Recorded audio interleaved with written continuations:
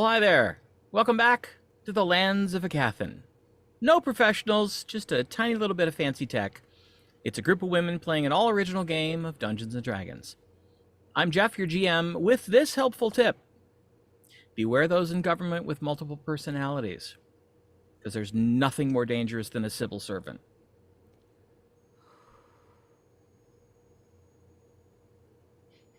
Wow, that's you're not going to get everybody with that joke because not everybody has read the book or seen the movie. seen the movie. But that's okay. It's pretty much enough part of popular culture that most people at least know what it means. If not, you can look it up. Right? They may have to look it up. Yeah. And that's okay. Maybe because we're still on the high from last week's lamb sliders, but SIBYL for those at home. Right. And the Bavalanche. And the Bavalanche. avalanche. Yep. We're going back there. I think we need more animal-themed puns. Yeah. We've been back there already tonight. Yeah, I had to bring it up and laugh already once or twice. Something about llamas. Except, have you encountered any llamas? Nope. Not today. Or some cattail in my face. Right. Usually gotta pay extra.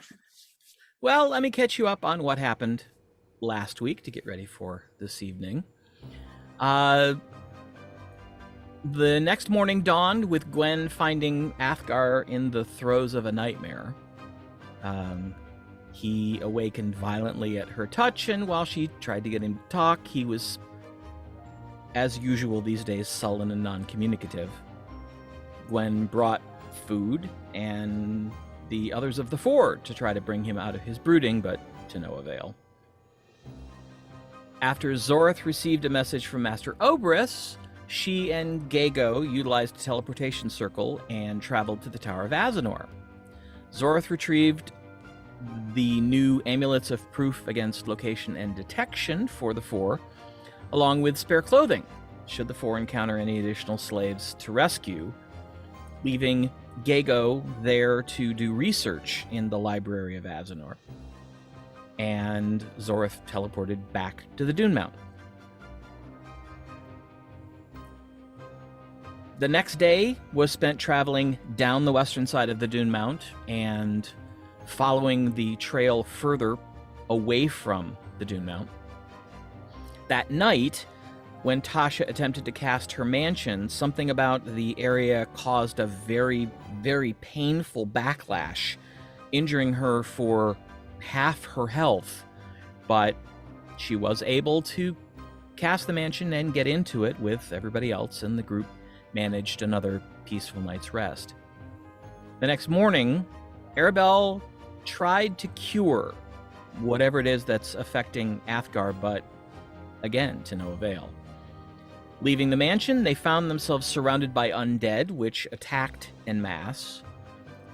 After the battle, they departed and continued westward, seeing the desert give way to hills, which later gave way to prairie grasslands. Toward the evening, far in the distance, they spotted a relatively new-looking wooden-walled village in the distance. Athgarr used a legend lore spell to learn the name of the city and something of its purpose, which turned out not to be good at all, and the group tried to decide what avenue to pursue from this point on.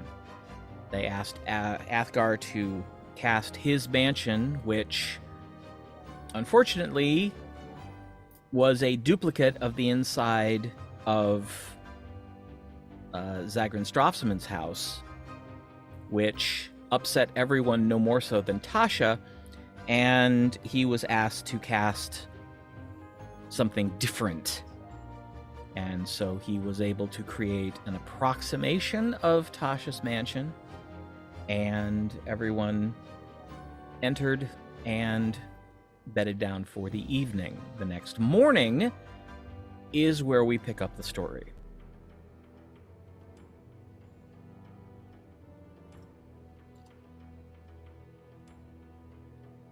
So, Adventurers 4, over to you. Well, I believe I spent the night in front of the fire, not far from Athgarr. Yeah. So, if he were to cry out or cringe, I would probably wake up. I'm a very light sleeper. Well, let's find out. Make a perception check.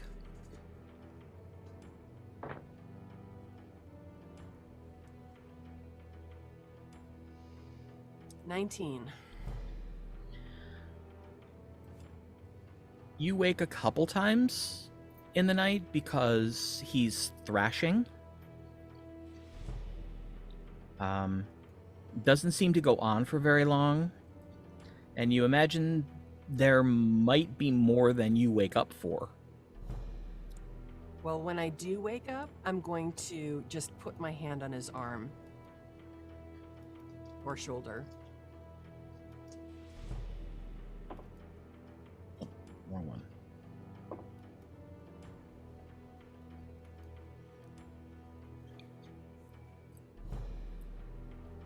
You're not 100% certain that it does any good, but both times he does quiet down eventually.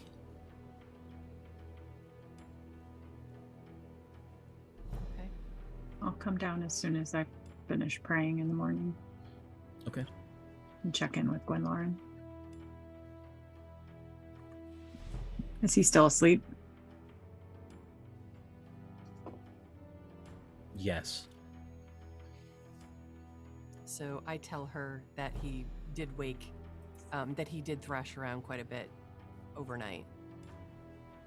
I think we need to get him to the sanctum today. I agree. I think that we need to make this a top priority because he's not himself, and at this point, he's a liability. When I tried to figure out what was wrong, it's not anything I've ever seen, and it's nothing I can help. But And he won't talk about it. So he said that he can't. So he may be literally unable to talk about it. But there's far more experienced healers at the Temple of Trora. I think after last night, we saw that He's not well. He's not well, and it is affecting others. So, like poor Tasha last night, she didn't expect that, and she didn't need that. Well, as soon as the others are ready, we can eat. I'm fine not having breakfast. I don't feel hungry.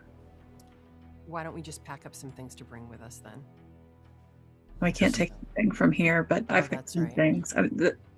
Once we get him settled, there's plenty of places at the sanctum and get, the bakery or whatever. But I don't think any of us are going to feel right until we know what's wrong. I agree. I think that getting out of here sooner rather than later is wise. Should we wake the others? Let him finish resting. If he's still sleeping, we should let him rest. So I'll You just sleep? kick back where I was. Did you sleep at all? I did some. I woke up a couple of times. He was restless, so Yeah. I think he probably woke up more times than I realized.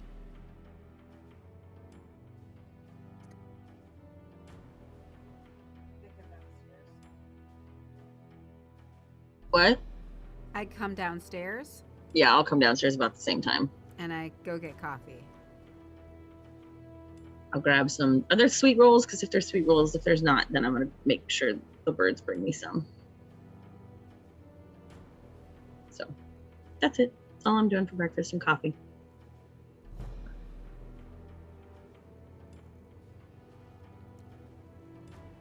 I get some water, maybe some cider, but I don't want to eat. about the time that Tasha and Zorith come down, Athgarr stirs.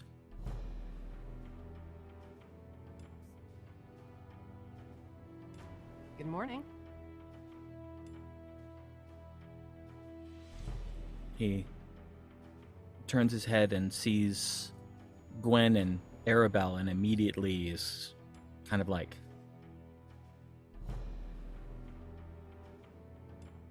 Nothing to be worried about. were you watching me sleep? Yes. No, Light. I wasn't. I slept upstairs. I just came down. I also just came down.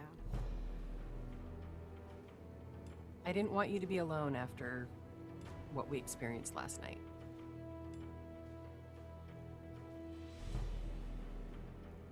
You experienced my lodging. It was traumatic for some of us.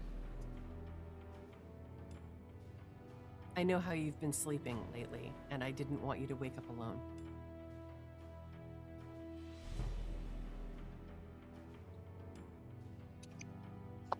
Oh, I'm never alone. Really? Who's with you all the time?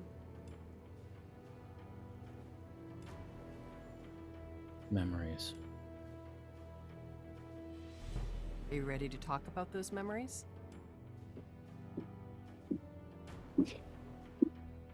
No. Okay. we have some business at the Sanctum this morning, so we'll be traveling there next.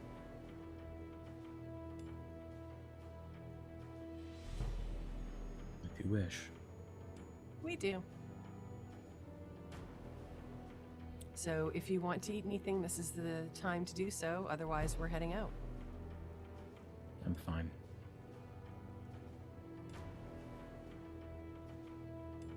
Okay? So we're gonna exit the building. Let's Get do ready. so cautiously, considering what we experienced yesterday. Right. I was just gonna say that we exit the building and I peek my head out. Make a perception check. Just this little tiny itty bitty head. Hello? Hello? I don't say hello, by the way. Dang it, I didn't open my dice before, so here, hold on. Okay, so an 18 plus, what is it, perception? 24. Not bad. Good As job. far as you can tell, you are quite alone. Okay, well, I walk out. I'm not getting trapped inside this. Yeah, same. I'll get out, obviously. Me too. So we need to go around or higher than they can see, right? To see if we can find the tracks leading out. Is that correct? We had talked about that. Yeah, you wanted to see what was on the other side of the village before you departed. So how high can our carpet go? How high can you breathe? Well, lower than that, obviously. Stratosphere. Well, we don't want to go too high because the whole point of doing this in the daytime was to be able to see what was on the ground. Right, but I mean, obviously we can go high enough that we can see that there's a town, you know, we'll be able to see the fact that there's a blip in the desert before we can see people. So I'm thinking. So how's that high? High enough that way? Yeah. And, and I'll cast Pass Without Trace. Hmm.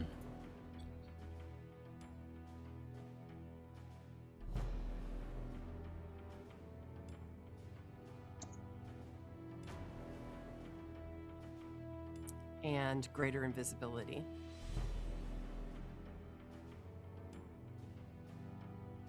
Well, greater invisibility will affect you. Why don't you send your Or owl? a creature I touch. Do you want me to send the owl out? Can't Okay, you do that? I'll just do Pass Without Trace then. Yep, and then I can send out the owl to scout ahead. And then you can talk to it, right? I can. So yeah, at any range on the same plane. So why don't you send the owl to look? Does she get the visual of it? No, but it can telepathically communicate with her. Right. Okay. I mean, if we want to get it closer anyway, than we want to get.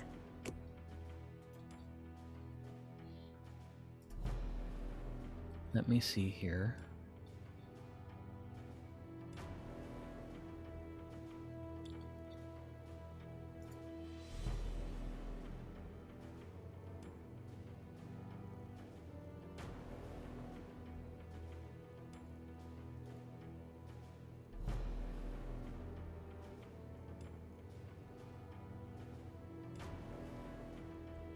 Yep.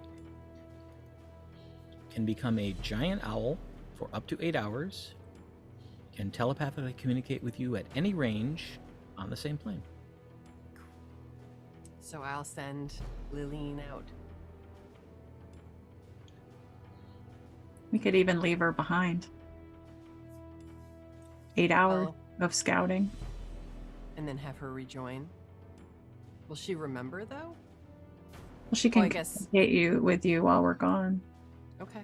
No, that's right. She turns back there. She doesn't just dissipate, right? Right. Oh, never mind. You need her back. Sorry. Yeah, and also we couldn't planar jump or teleport without her. Right. Yeah, I thought she just kind of Reappeared.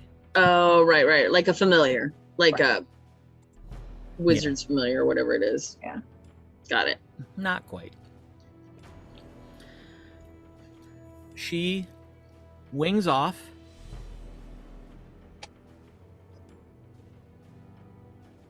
And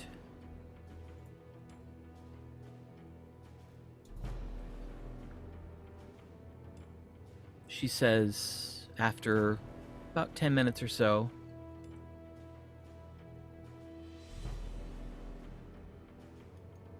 lots of people, bad smells.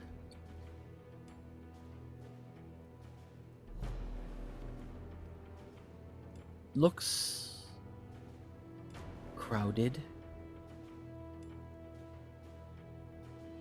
People in pens.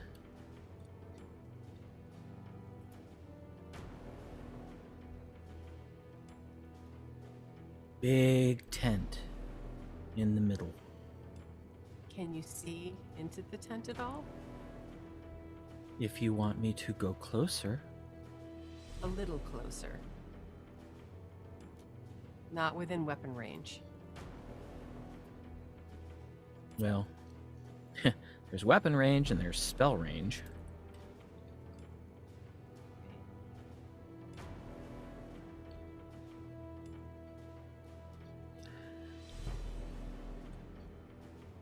She says,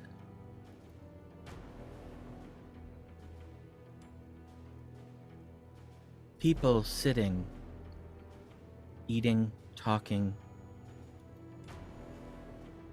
Lots of people.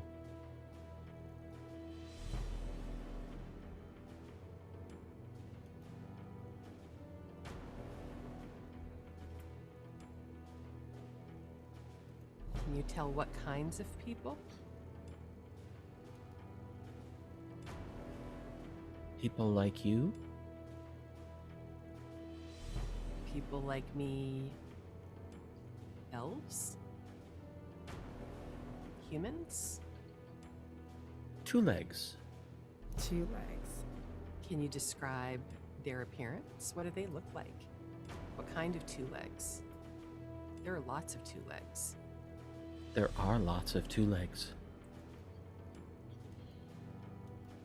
Lots of different colors. Different sizes. No young.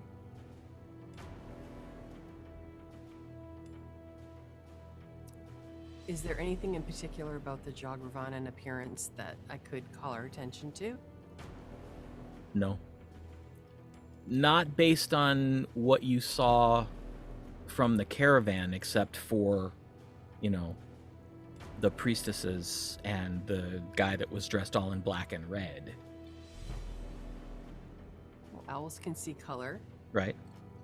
What colors do they wear? Colors like sands, colors like sky, colors like feathers, colors like clouds.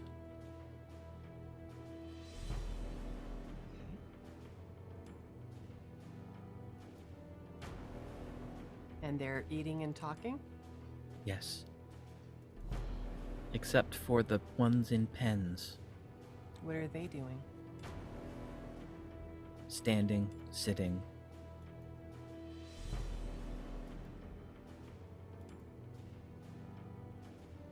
No Smell young is- there? Smell is worse there. No young? No young.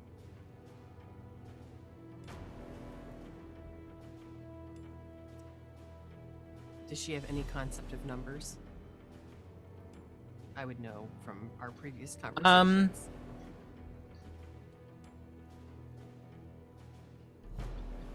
She has general concepts, like she understands, like a pack of wolves or a herd of deer. Not numbers, but sort of like general sizes of groups. Okay. So, can you tell me how many their number may be? General sizes. In pens, wolf packs. In the rest, many herds of deer. Many, many herds of deer. Is there more of one color than another? Your color. My color?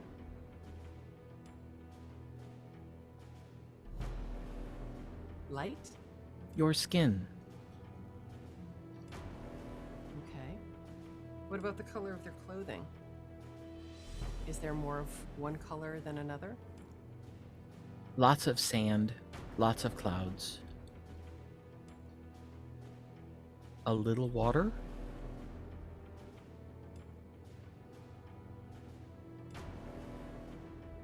Okay. There are paths on the other side. Would you see where they go? Watch me. And you see in the distance that she is flying straight over the city, and she banks to the left and then comes back to the center, and then banks to the right and then comes back to the center, and then does a dip, continuing forward. So there are 3 paths. Yes. Can you fly up above and see if you can tell anything further about the paths? Do they go far? Yes. I cannot see the ends.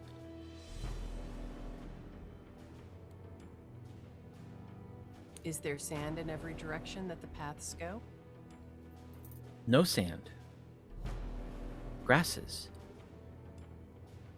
In every direction? Yes.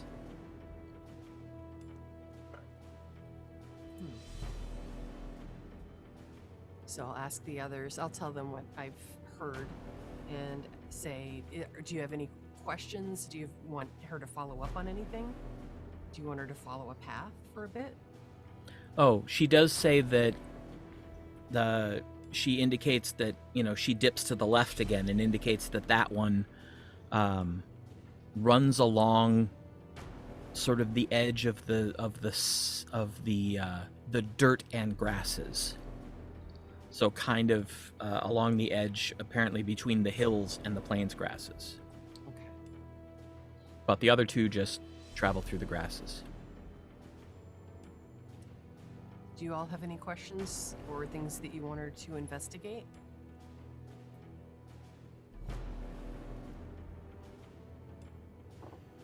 There's 3 paths, and there's lots of people, And people in pens. and some of them are slaves. Yeah, unfortunately, if we thought the other group was going to be hard to get the slaves away from, this is going to be even harder. Yeah, like impossible. Yeah. Unless we can lure them out somehow. I mean, Deal with them out there.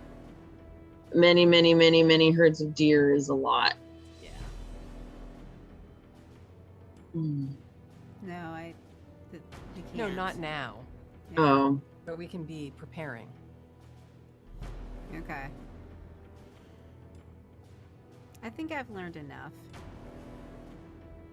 Okay. At least Yeah. for now. that's true. Okay, I tell her to return to me. I return. And so she comes back in about 10 minutes. Flaps down to land on your shoulder.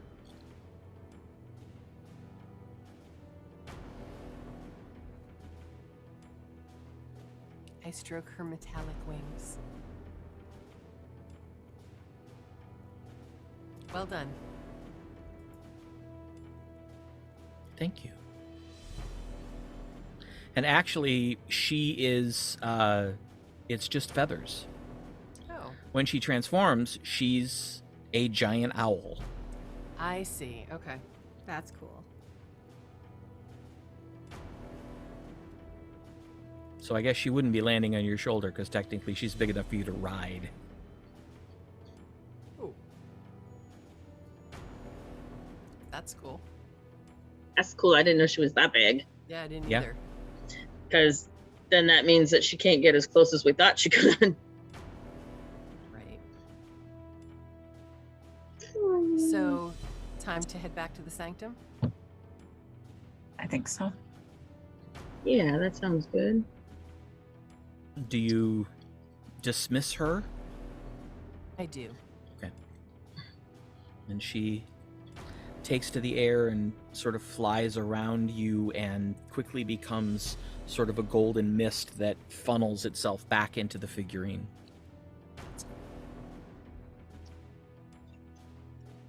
So I am going to.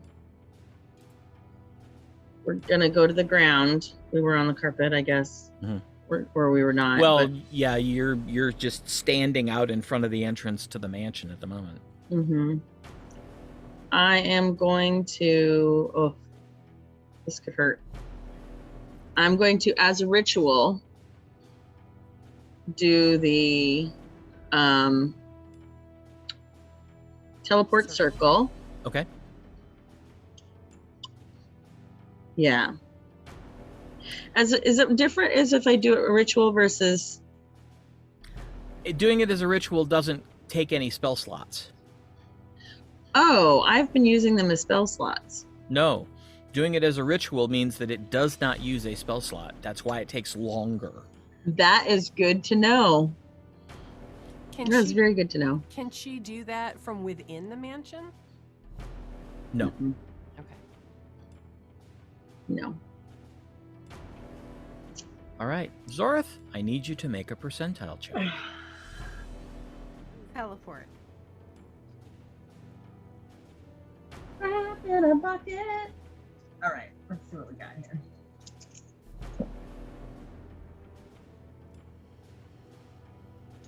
Two 000s and a 4.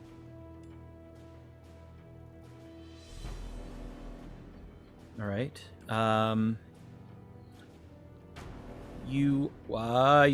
Your spellcasting attribute is charisma. I don't remember how to look that up. I can look it up. Is it hitting DC thing? No. I'm looking it up. Probably my charisma is +4, so It's, I think, sorcerer's charisma. Okay, so what is your charisma? 18. 18. Okay. You finish the ritual spell, and the normal white light appears. Oh, Lord, I hope it takes us where we're supposed to go. Let's go. And you step in, and I'm actually going to be the last person to step in just to make sure that Athgarr goes. okay. He walks in, not quickly, but he walks in. Okay, then I'm going to go in after him. And you appear in the basement teleportation chamber of the Citadel of Light in the Faelefiri Sanctum. Well done. It's always a gander. I mean, a guess. It's always You a did guess well. out there. So, So I need to go to the temple, so can we start there? Sure. absolutely. Follow Aribell. Yes. Athgarr follows behind all of you. I'm gonna drop back and make sure that he, as Zori was doing, make sure that he actually continues to follow.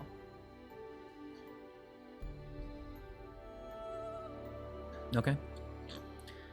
So you come out. It's late morning at the sanctum. In between, or during classes, so there's Time difference change. I forget. Yeah, there's barely anyone roaming around as you come out of the Citadel and head towards the Temple to Torora.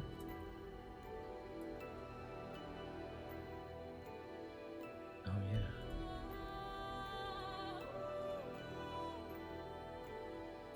Go ahead and do that. All right. So where exactly are you going to go once you get there? Once we get there, I'll tell everybody that I'm gonna see if Father Dilbiss is available. I'll head to his office. Okay. We'll just stop and chit chat. I'm gonna tell Athgarr, engage him in conversation about, because does he know how we saved all of the people? I can't remember if he was anywhere where we were telling the story.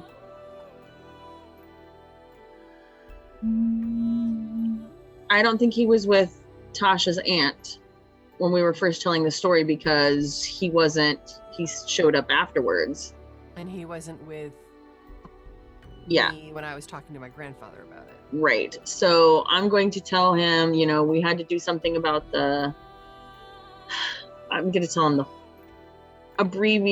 abridged story of how we were definitely outmatched and how we kind of did it sneaky, and then what happened and how we brought a whole bunch of people here to the sanctum. So I'm just going to kind of engage him in conversation while she's busy. Okay. I was planning to do the same and ask him if he was going to visit with his mentor while he was here. All right. So while that's going on, Aribell, Yes. you arrive at Father Dilbiss's office, Mm-hmm. and it is empty.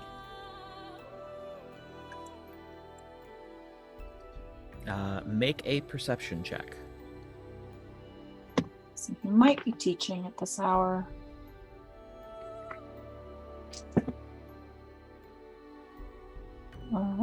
31. Closing your eyes for a moment, you stop and listen, and somewhere around a corner down a hallway, you can't tell what he's saying, but you recognize the voice. I head that way. Okay. As you approach, you begin to make out what he's saying. He's discussing at the moment techniques on determining maladies. I will listen for a minute. I'll stand at the door. Okay. It's information that you remember. And there are probably a little over a dozen acolytes in there, scribbling on parchment.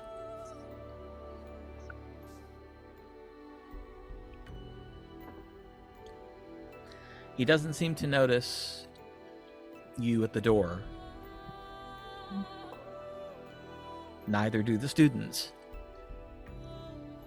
I'll wait till he's asking for questions. Okay.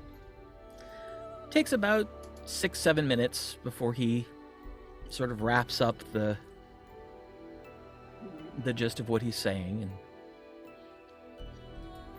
and says, "Is there anything that I have discussed today that was unclear, or anything that you feel needs additional explanation? I would be happy to do so." I have a question. Every head in the room. What? And Father Dilbiss just goes, "Lady Aribell, please come in."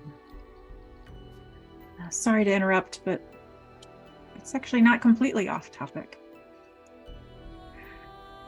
I was attempting to diagnose an illness and saw something I had never seen before, and I'm not sure how to fix it. Ah. All right. Let us make this a teaching moment, class.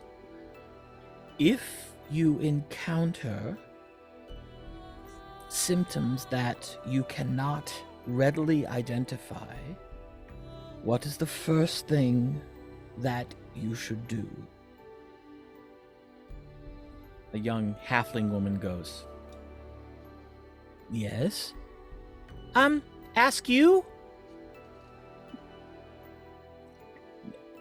If you are here, certainly, but say after you have finalized your studies here and you are on your own, what would you do then?" You see a half-orc gentleman go, "Talus, would you ask Chirora?" Yes. Yes. If you have no earthly recourse, ask the mother. You all know how to commune. You perhaps might even be able to attempt a divination. But when you do, pay particular attention not only to what you are shown and told, but how you are shown and told. The mother will always provide you with the information you seek, however it may not be plain. You may have to exercise your knowledge to correctly interpret the information to come to the answer. They're all kind of going, okay. And on that note, I see that it is nearing lunch hour, so I will excuse you early and have a chat with my former student. So, off you go. And they all kind of get up, and a couple of them, do the around you as they leave the room.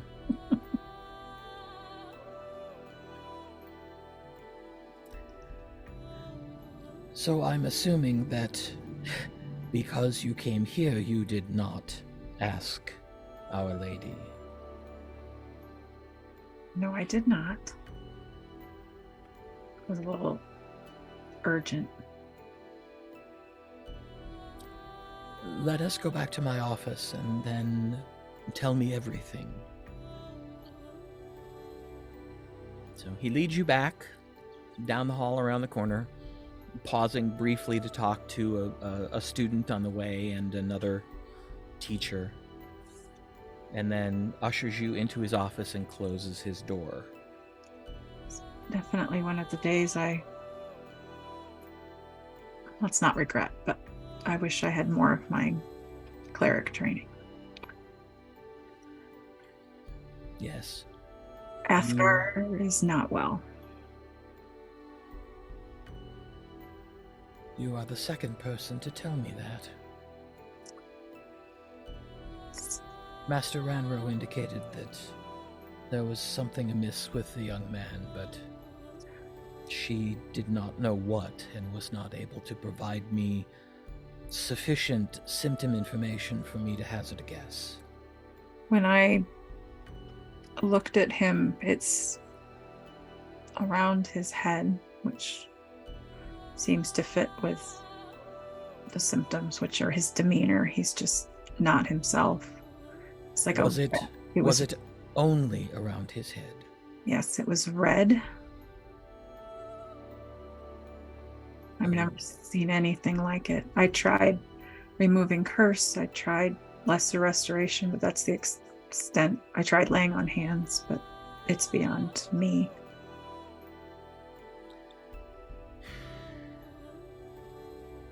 I don't suppose you brought him with you. I did. He's in the sanctuary. Well, then perhaps I should attempt to diagnose the young man myself. And I did listen to Torah. That's why I'm here. It was the only thing I knew to do. It was beyond me, so. Well, let us go and see. Thank you. So he leads you into the sanctuary where everyone else is waiting.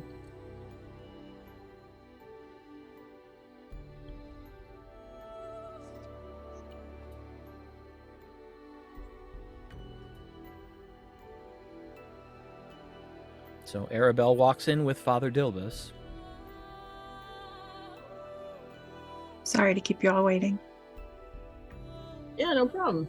We're just talking. Father Dilbiss. Gwenlaryn, Tasha, Zorith, Athgarr, you've looked better. I'm fine.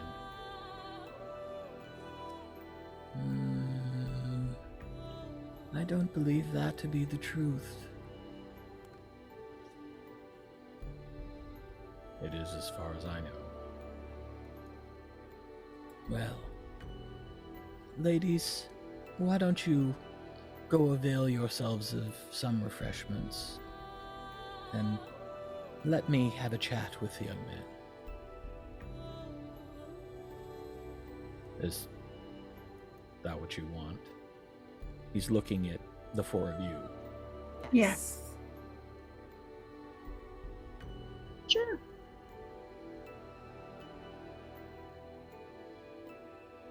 Where are they going to have this conversation? In the sanctuary. Because right now, you're the only people in there. We'll give you some space. Is there a place to wait outside of the sanctuary?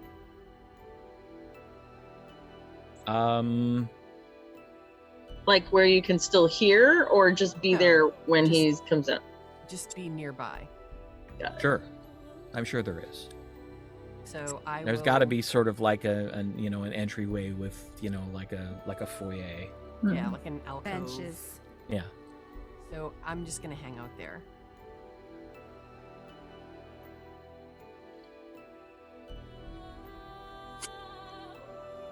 All right. What are the rest of you going to do? I will sit down near Gwen and pray. Yeah, I don't imagine that we're going to get too far. None of us are really hungry or thirsty, so we'll just sit and wait. I'm going to go sit outside and play my lute.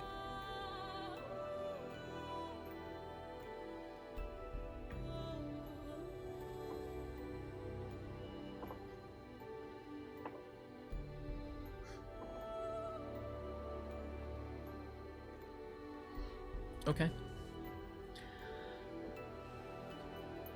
Classes are getting out as you're sitting outside, so there are students milling about. They seem to be heading for the various dining halls. Make a perception check. Me? Yeah. Okay.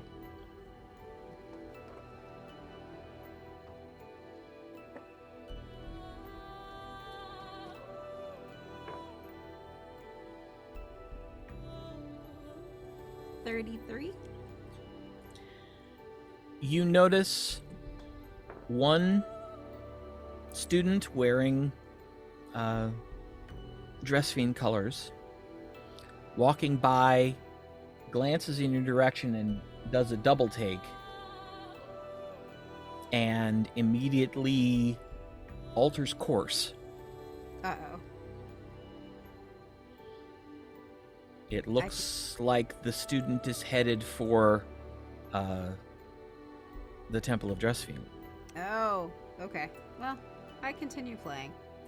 I start going through the ballad of what am I calling it? The ballad of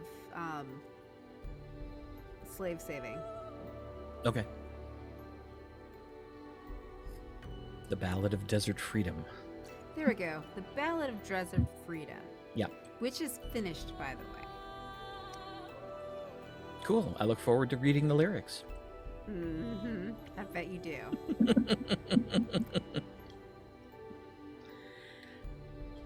After about 10 minutes or so, you look up and see a familiar figure walking your direction. It's Master Wranro. Ah. I continue playing until Master Wranro gets near. And Okay. then I will stop and greet them. No. Finish the tune. Oh, as you wish. So I finished the song. More exploits of the Four, I assume. Yes. It's mostly what I write now. Well, I dare say this will be yet another popular story told to music. So I can assume that if you are here, your three companions are here. Yes. And Athgarr as well. That is as I hoped. Where is he? He is with Father Dilbiss. Dilbiss right now. Oh, excellent. Excuse me. As you wish. She turns and walks in. Those of you inside see Gwenlaryn and Wranro walk in. Then she just kind of nods at you and walks right past you and opens up the doors to the sanctuary and walks in. No, it's okay.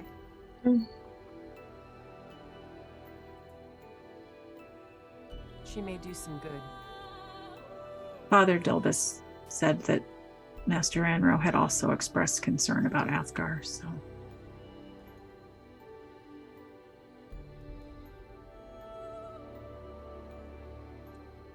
Interesting.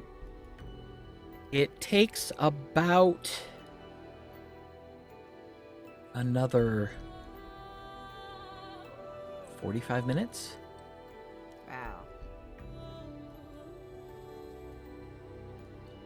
And then the doors open And Father Dilbiss and Master Wranro walk out together.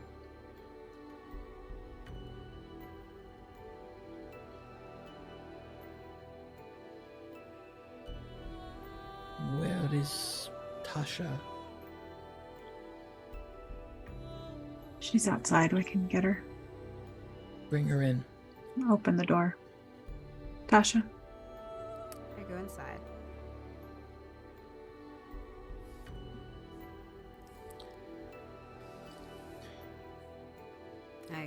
This is probably best not had in the foyer. Follow me. And he takes you down a hallway. He peeks in a door and then opens it and gestures for all of you to go in. It's an empty classroom. We go in. And he closes the door. Well, he is not well. Jarlena, you were absolutely correct that something was amiss, but this is more complex than I think I've dealt with in many years. Aribell, I have no doubt that you did not know exactly what you were seeing. It took spellcasting from both of us to determine exactly what's going on. I'm still going to have to pray to Our Lady to find out how to fix it. But at least now we've been able to identify what is happening. Well? I recall some time ago hearing the tale of your investigation of a historic location within the Everwood. Yes. It was a temple to a god that has not existed since the Shattering. The god of chaos? Yes. Were you aware that Athgarr is carrying an artifact from that temple? No. No, he went back after we were done and was there with Oberus and Master Endris from the tower. Ingrus. Right? Indrus. Yeah. Well, apparently he discovered a magical weapon that he took with him. Mm-hmm. From what Master Wranro was able to determine with her magics, it was originally a magical dagger that, if sufficient damage was done with the weapon, would transfer some of the victim's life into the wielder. This is not uncommon. There are weapons known. But apparently that was its purpose before the Shattering. Oh no. The weapon appears to have been warped since then, and still functions as it was intended, but now it actually sucks more than life force. It steals and transfers memories. Oh no. And it does not appear as if the young man is aware which memories are his and which memories have come from the weapon.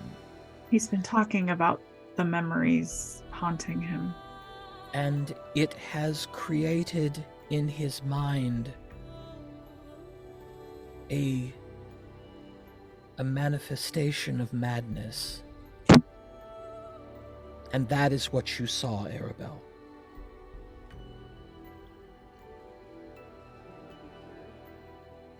That is what I must consult with the lady.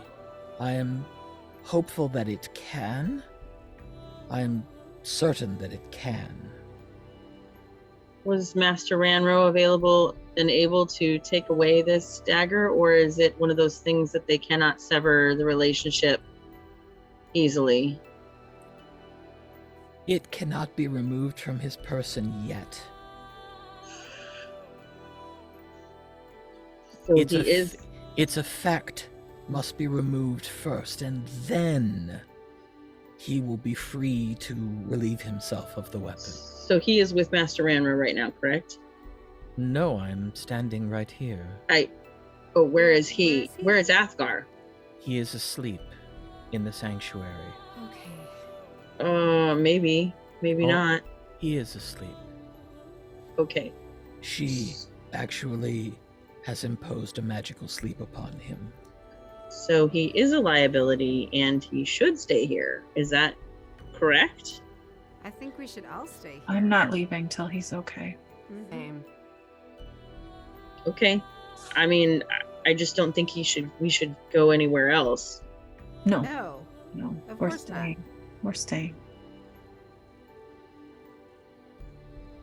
So what must be done? Is there anything that we can do to help? Father Dilbiss looks at Master Wranro and she thinks for a moment.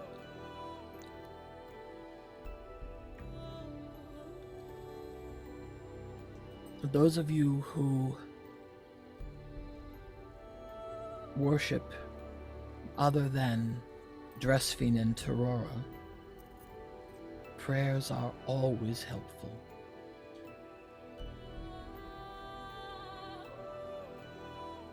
Beyond that, right now, we must learn how to assist the young man. Once we find that out, then we must do so. And then we will see what state of mind he is in. Well,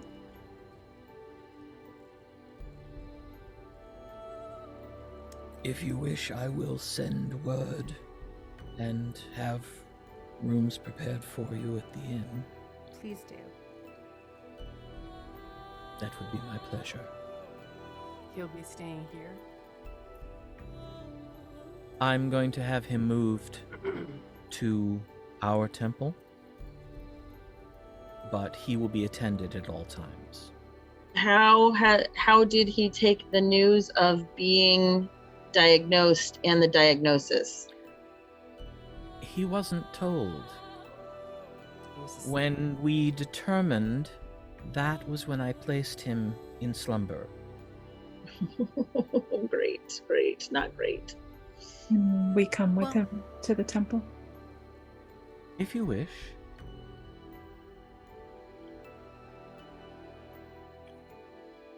Should we notify his father?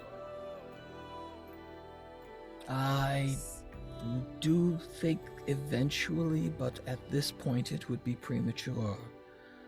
Let us see to his healing first, and then if you feel it necessary, you can alert his father of what has transpired. But I would see these effects removed first. I agree. Perhaps we could tell Erelocus. Arelocus. It seems irresponsible to not give some word to a member of our clan. He is the prince, after all. Yeah, this isn't a normal situation. It isn't. But Okay. Arelocus can be counted upon for being discreet. You understand much more about clan politics than I, Gwenlaryn. If you feel it appropriate to inform the Seneschal, then so be it. I leave that to you. Our Send him focus word. right now is to discover how to aid Athgarr and do so. So maybe we can send a message and ask Airlocus to come. It's too much to tell in 25 words. It sure is. Can't hear you. Or at least warn Oberus that some of the effects found at the temple are dangerous.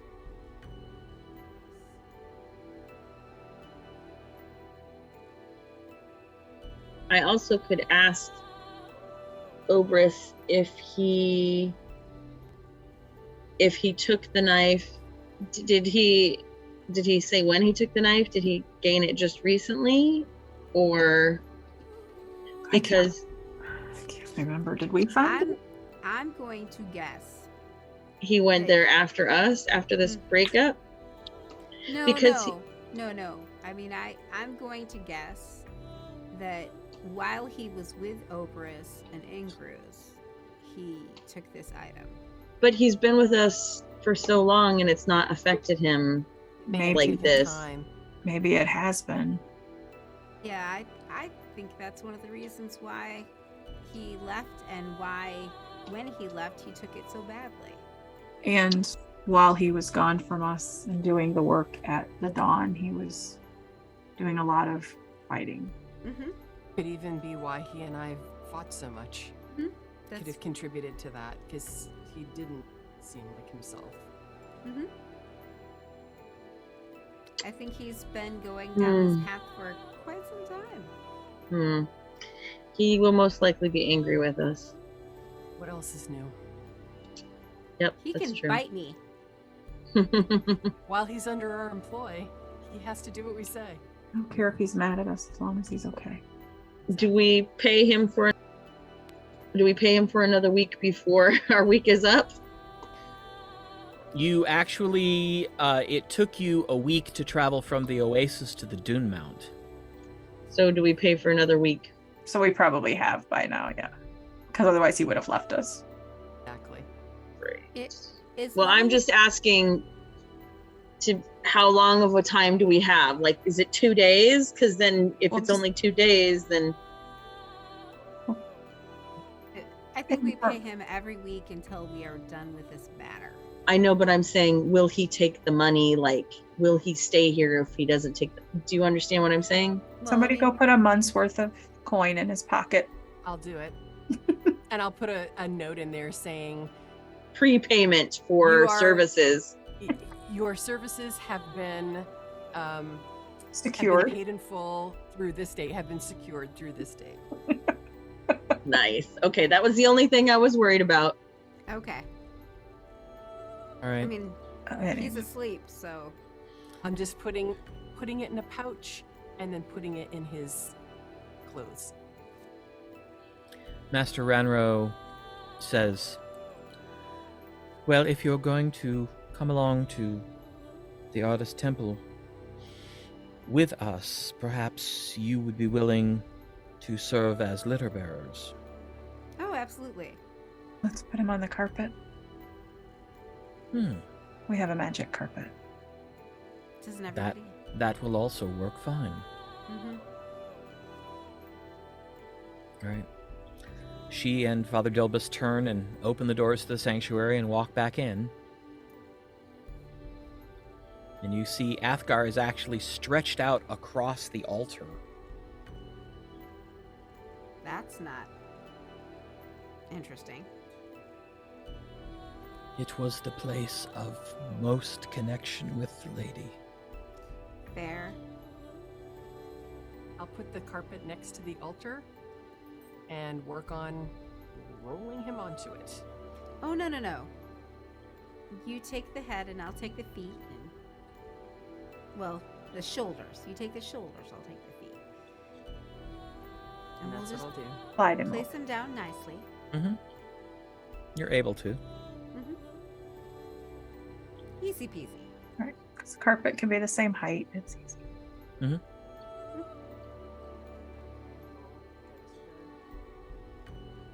To the temple. Okay. Most everyone has gotten to lunch by the time you leave, so there's really no one about. It is kind of an odd-looking procession. It would have definitely drawn attention. Upon reaching the Artist Temple, Master Wranro goes ahead,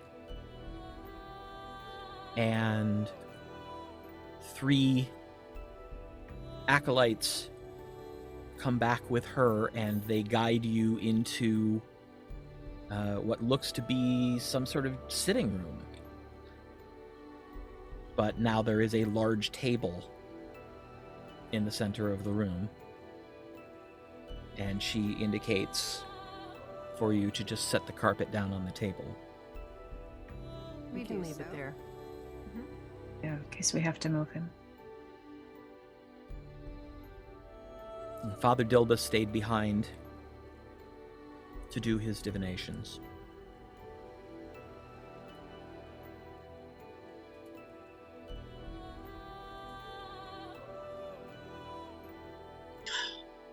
Okay. Well, we have to do some reporting back, right? Or are we just gonna... That's entirely up to you. They won't know that we're still... They won't know that we're not on the desert. They won't know that we're not in the desert if we don't want to tell them right away. Or do you think we should tell them right away? I don't know. I don't know what to do.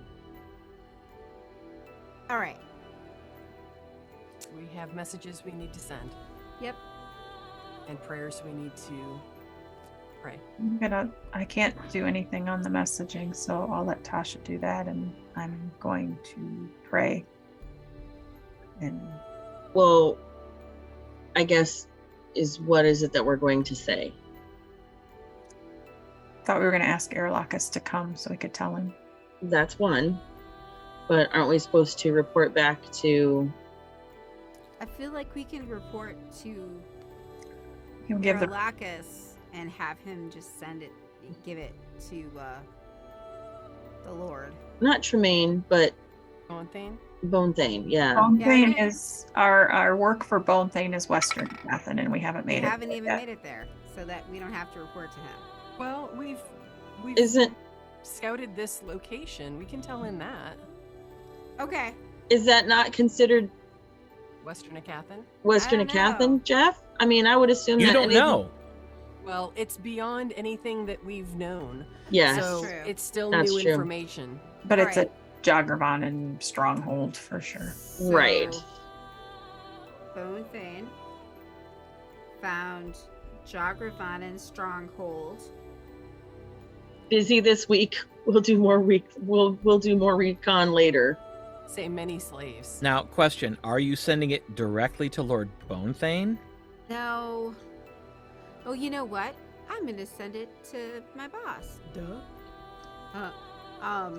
General Warbender. General Warbender found more Jagravan. beyond the Dune Mount.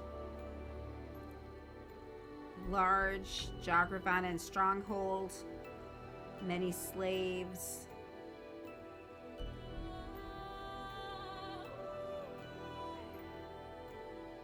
Three paths continue. 3 paths continue west. That's it. There's a pause. Right. I'll report that to his lordship. Keep looking. We need to know what the damn Jogravanans are doing. God damn it.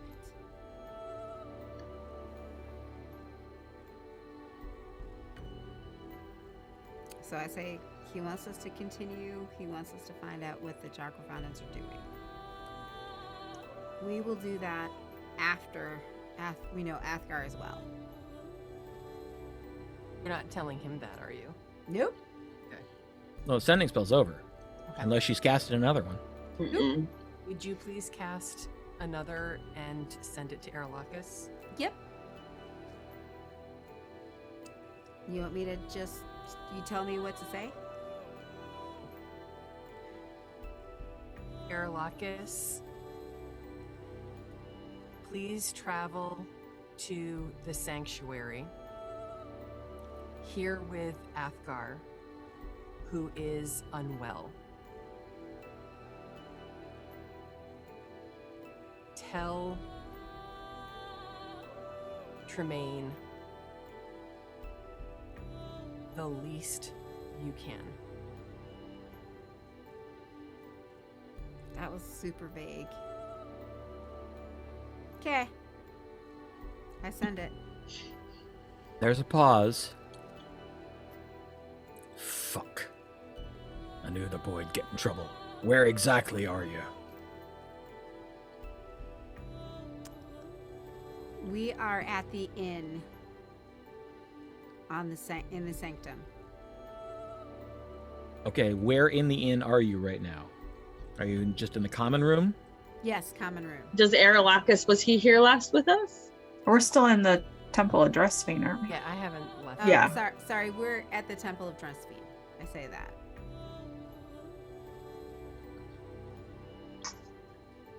All right. For your second sending spell, there is no response. That's fine. About 60 seconds later, you hear from down the hall, Gwenlaryn!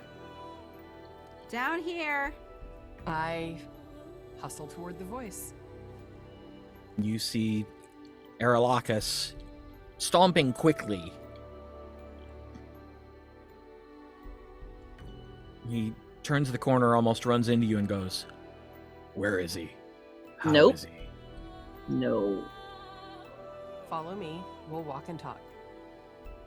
And I bring him up to speed on how Athgarr has been acting, what Aribell observed, what I observed, and what we've heard from Father Dilbiss.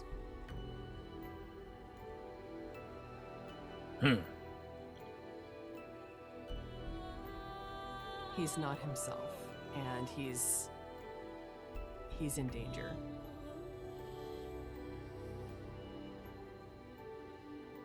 And it's this dagger, huh? It is, but it's also his memories and others' memories of that are haunting him.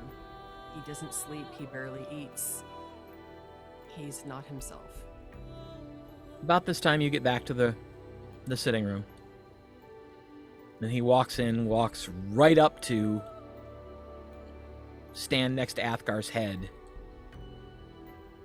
Just stares at him for a minute, goes, He's too thin. I noticed as well. He's not eating. So it's a dagger, right? But we can't take it. Nope. It can't Not be gonna separated. take it. It But is he a wa- dagger. He walks over, finds it, puts his hand on the handle, Be closes careful. his eyes, and starts casting.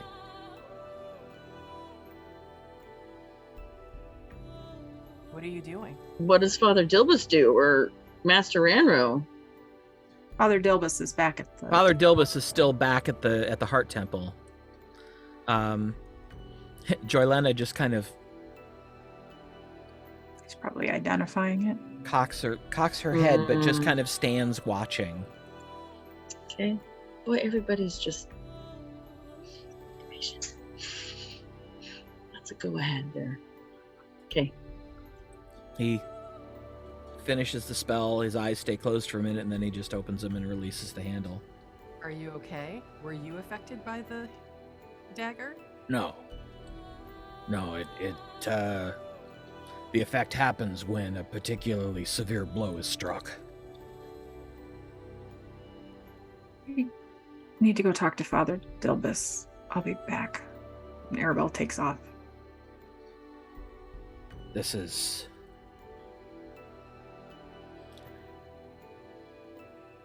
I mean, Zorith, you know, as a sorcerer, we're used to dealing with magic that warps. This is more warp than magic. Is there anything you can do?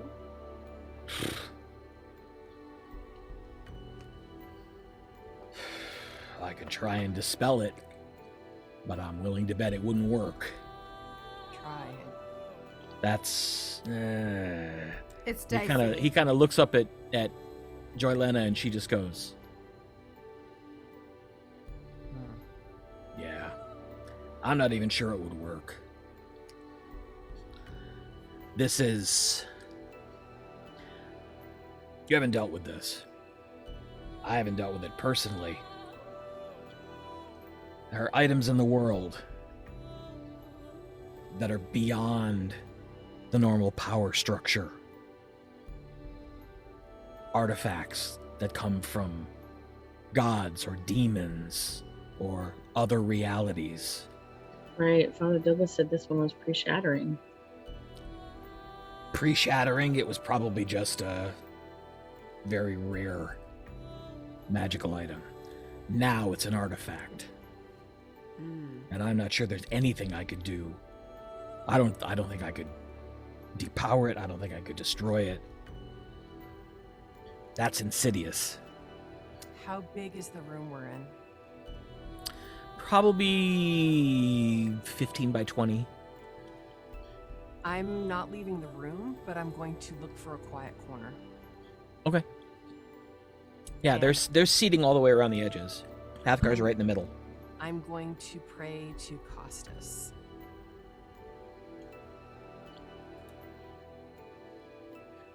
All right. I will take out the shell that I carry, and I will place it on one of the arms of the chairs Okay. and focus on it and pray and say, if you can hear me, Sekuthos, I have need of you. Well, this is something I don't think I've ever said before. Make a percentile check with advantage. That's bizarre. Yeah. But she's his favorite, so. And she's using a totem, basically. Mm-hmm. So, is higher better, I assume? He's Just not tell me gonna what you tell roll. you. Well, you said with advantage, so I have to know which one is the Well- advantage. No. What I mean is roll it twice. Right. So the first one was 51, Okay. the second one was 70 and a 0. Okay. You get no response.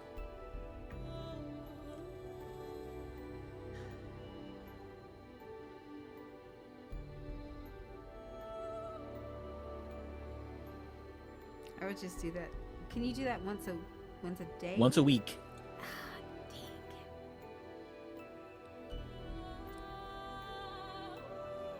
Okay.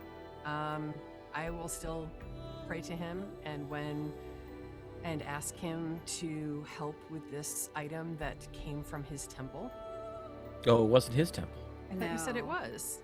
No, it was the, No. It was the god of chaos.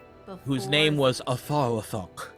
Gesundheit. Oh, before the shattering. Uh-huh. Yes. Got it. All right. Yeah.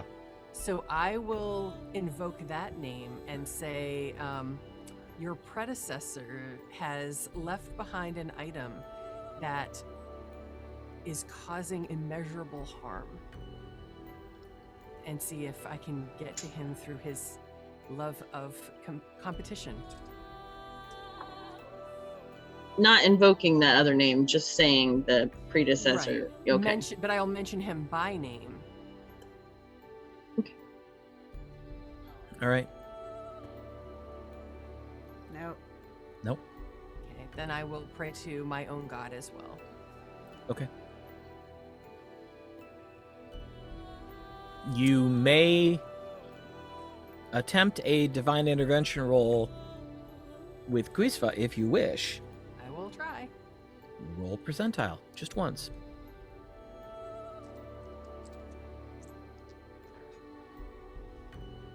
$22. No response. Yeah, that's what I figured.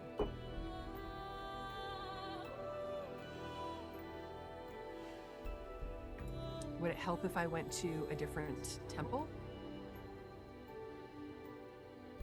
You only have the 2 gods to pray to. No, I know. I just thought maybe location mattered. No. It might have before you made the attempt. Well, I didn't want to leave. All right. Aribell, Yes. you were headed back to Talk to Heart Father. Temple. Yeah. I look for Father Dilbiss. He is not in his office. When I get into the sanctuary, before I go find him, I will try.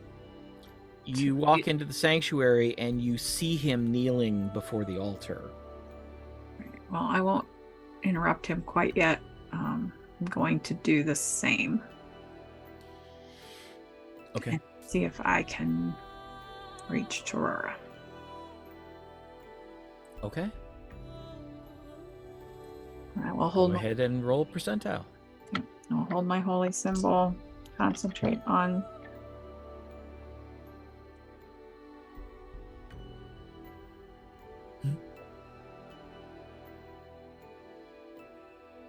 16. So close.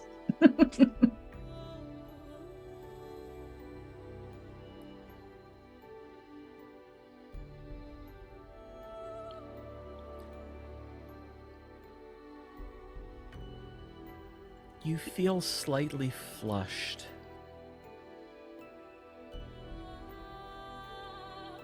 And you realize that there is a thought in your mind that is not your own.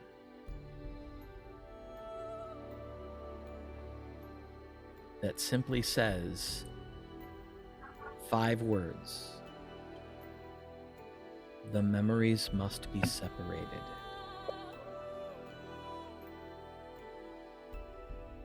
It goes along with what I was coming to talk to him about, so.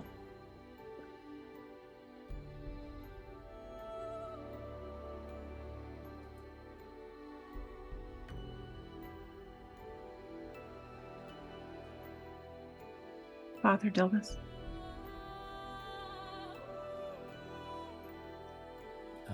He is still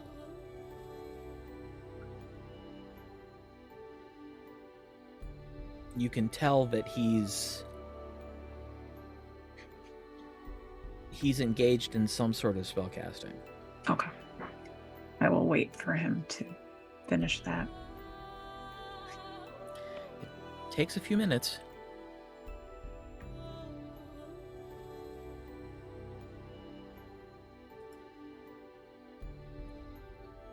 But he finally opens his eyes and looks to the sky and simply says, "Thank you, lady. I will do as you have bid." Oh. Hello.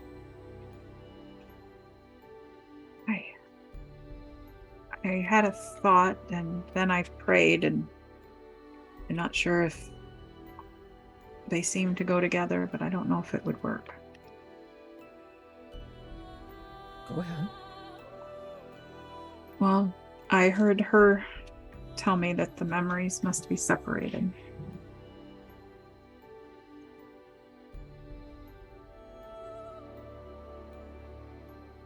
Now I understand.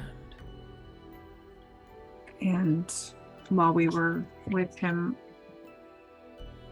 I thought about a spell that we learned. I think it's a Noctomancy spell that can reverse changed memories. And even though this isn't the same, I think you have to do it on every single memory, but I wondered if that might remove them.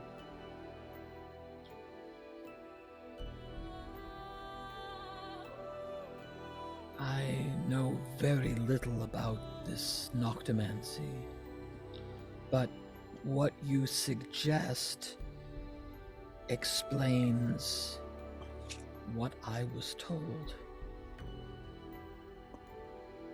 I first cast Commune and asked the lady, is it within our power to heal the young man?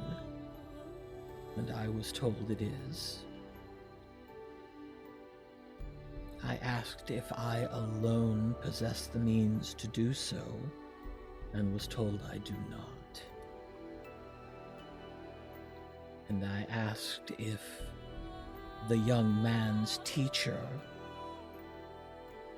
possessed that which I did not, and I was told she does. And then I cast divination and received 2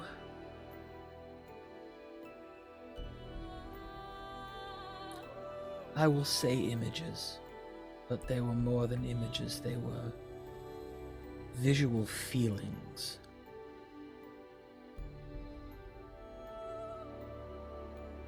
And I saw that we must restore the young man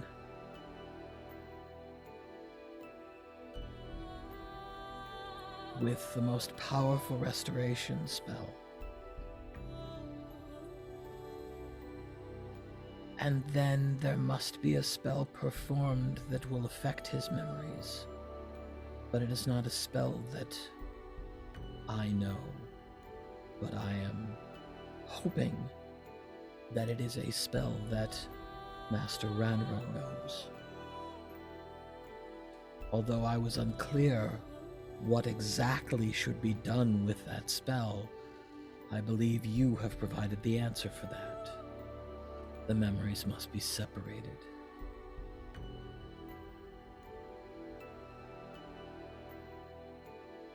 If it's the spell that I know, I believe Gwenlaryn does too, and we would both... It's a high spell for me, but I'll spend as much time. I think we have to do it for every memory. I did not get the sense that this was anything beyond Joylena's and my capabilities, so perhaps it is not noctomancy, but something within our own repertoire. Okay. Clearly, for me, the young man must either receive a greater restoring, or perhaps a full healing, or if necessary, I could ask the High Curate to perform a miracle spell, but that would be a last resort, for that is very taxing. I was thinking the restoration, and I tried a lesser spell, but it didn't have any effect. As I understand it, if the madness that the young man is suffering were temporary in any way, it would have.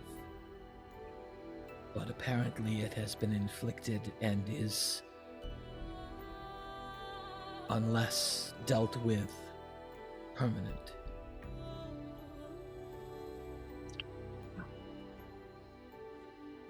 The lady has provided a path. She has definitely given us hope.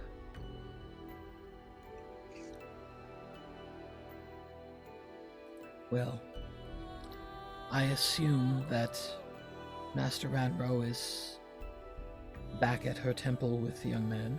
Yes. Then let us join her and see if we can't do something about this.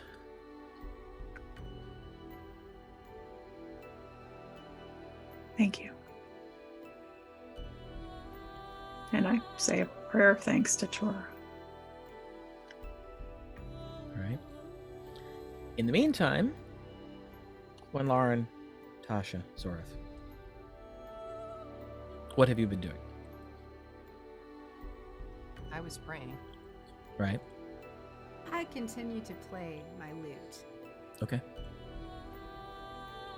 I don't really have anybody to pray to, so I just kind of sit in the corner and think good thoughts. Well, you do know that there is a goddess of magic. You've never prayed to her, but you know that she exists. Would I know her name? Do I have to history check a name? Yes, but it's going to be a very easy check. Okay. Actually, either history or religion. Or arcana? I'm at a 10. Oh, I guess religion. No good for religion. Oh, 12. That's enough. Oh, good. Oaris. Oaris? Oaris. Oaris. Oaris. Is my deity? I mean, is that what she is? The goddess of magic, yes. I'm trying to write it down so I don't forget because you know how I am. Okay. So I sit there for a little bit and then I will say, Oaris, hey, I've not ever talked to you before, but I'm Zorith. And I go into like a little speech of who I am. These are my friends. We do some things. We're kind of a big deal. And one of our friends has been affected in a really bad way. And I kind of don't know how to help him with my magic. Is there anything I can do? Roll percentile. I just put him back. There we are. I got a 0 and a 50. Okay, Nothing that's happens. fine. I'll just pray to this God who I've never prayed to before. Apologize profusely, like, hey, yeah, sorry. Anyway, thank you for listening, and sorry. I probably won't do it again, but hey, thanks. There we go. Not too long, Aribell and Father Dilbiss come back. Father Dilbiss walks over to speak with Master Wranro, and Erelo moves over to talk with them too. I'll walk over to Athgarr. Brush the hair off to the side. I'm still sleeping. And for the first time in a while, he actually looks at peace.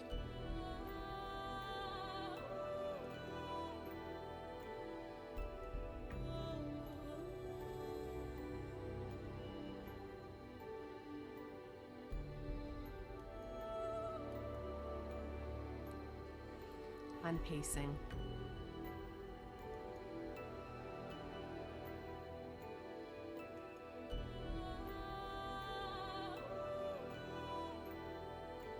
All right.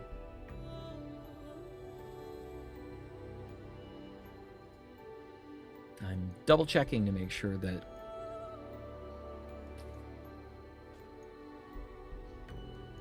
There's got to be something we can do.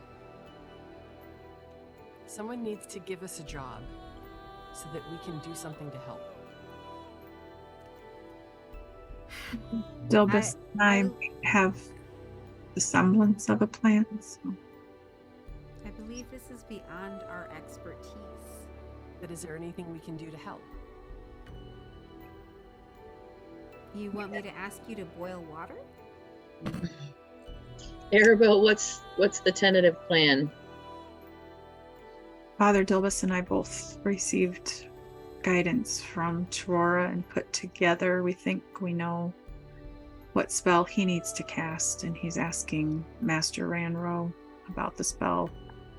He thinks she knows or would be able to fix the other. We have to restore him and then fix his memories.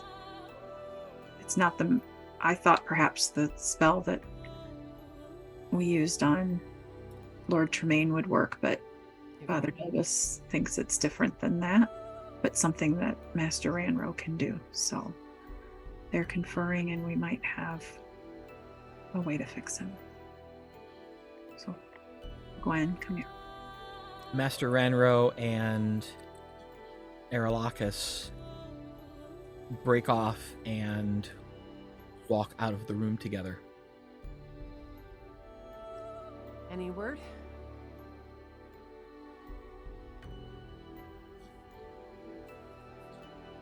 Them. They left. All of them? No, Father Dilbiss is still there. Okay. So Did- then I'm asking him. Yeah. What did Master Wranro say? She is going to look in their library to search for a scroll of the spell that she needs to cast. It is not one that she has prepared. I, however, am ready to make our first attempt. I'll reach down, like motion to Gwen to come over. Okay. Nod it. What can I do? Hold his hand. And I take the other side.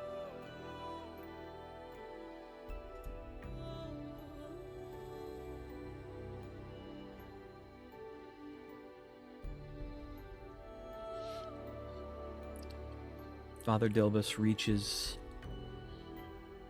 into a pouch at his waist and pulls out a small cloth bag, unties it, and pours the contents out into his hand. It appears to be diamond dust. And he takes and begins to sprinkle it over Athgarr, his shoulders, neck, and most of it on his forehead.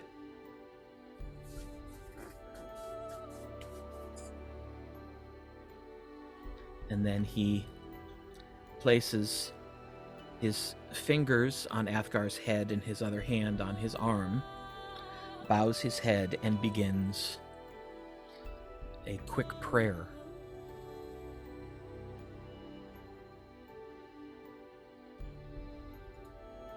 And when he finishes the prayer, the diamond dust flares red and vanishes.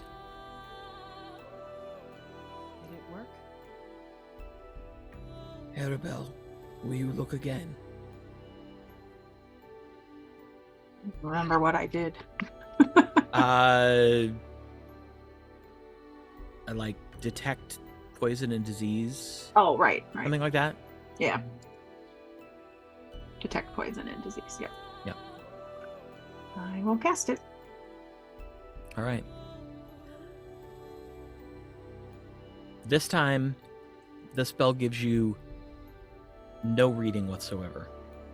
There is no longer a red haze. The red haze is gone.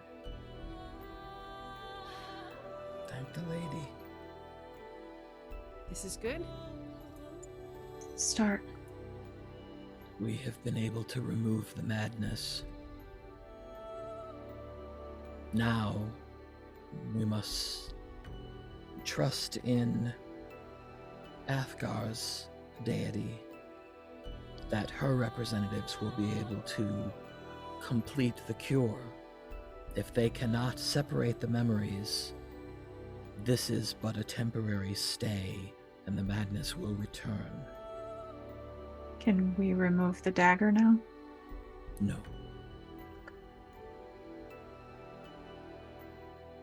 Would it help to talk to him about his memories so that he can remember which are his own? He cannot. That is the problem. Part of the warping effect, as Joylena explained it, is that the memories have been enmeshed with his own, and he cannot discern what is his and what is someone else's. He was taking out horrible people. Slavers. I mean, he was protecting the dawn from those who would take it back to what it was.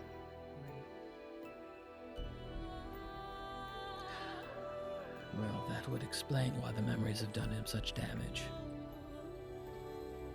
He's probably afraid he did some of those things. Perhaps. He said to me that if I knew what he had done, I wouldn't ask him to discuss it. Yeah, Because he's done these things. he probably does think this.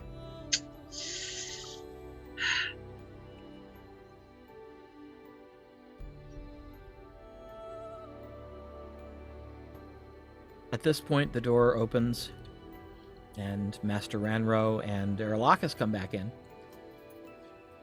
And she's carrying a rather ornate-looking scroll case. She hands it to Erelo, who just holds it, and she opens it and pulls the scroll out, looks at Father Dilbiss and says, "So we are simply attempting to force the false memories to become identifiable as such." That is my understanding of it, yes. Well, very well. I've not cast this spell but once before, and it was nothing this intricate. I am certain that your lady will watch over you as mine watches over me. Well, let's hope so, or otherwise I fear that I might make this worse. And so she unrolls the scroll, studies it for a minute, and then softly begins to sing.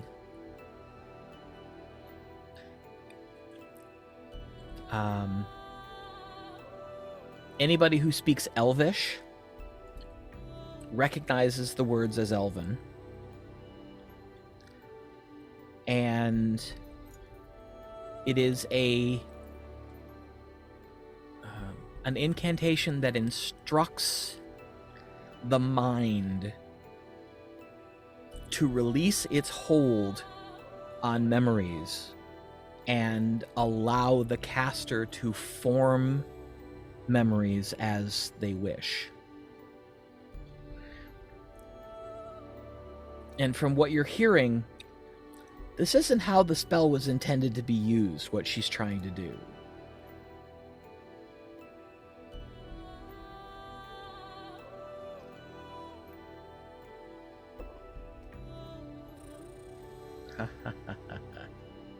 Natural 19.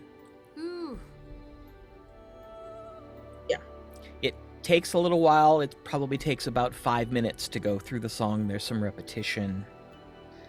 And when she finishes, there is a slight shimmering energy that forms over the top of Athgar's head that, as it shimmers, slowly contracts and seems to sink into his skull.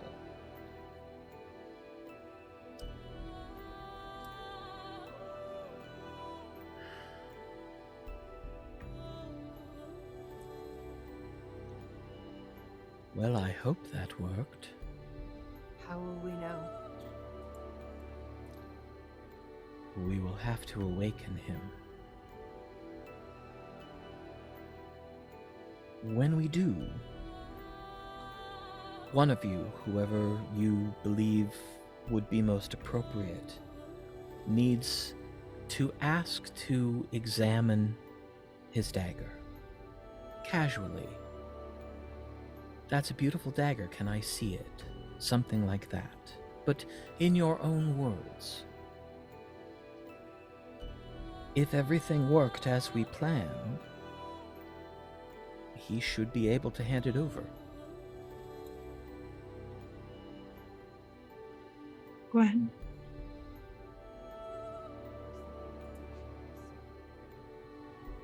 Say again? I was thinking maybe Aribell should ask. Maybe he would be less suspicious if she asked. Maybe. Ooh, I don't even know. Tasha or myself, even? I don't. I'll try. Yeah.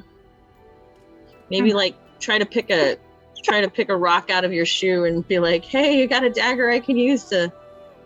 Say you haven't seen it before. You haven't noticed that before. Can you take a look at it? Okay. True, you haven't, so it should have the Right. ring of truth. Right. I cast guidance on Tasha. Okay, well, first we have to wake Athgarr up. Well, yeah, but I'll do it as we're waking him up. So I think it lasts a minute. Master Wranro says, when you are prepared, I will remove the slumber. I'm ready. Ready as I'll ever be. And she reaches over and places her fingers Right? on his forehead and murmurs a word I'll let go of his hand. and takes her hands away, and you see Athgarr.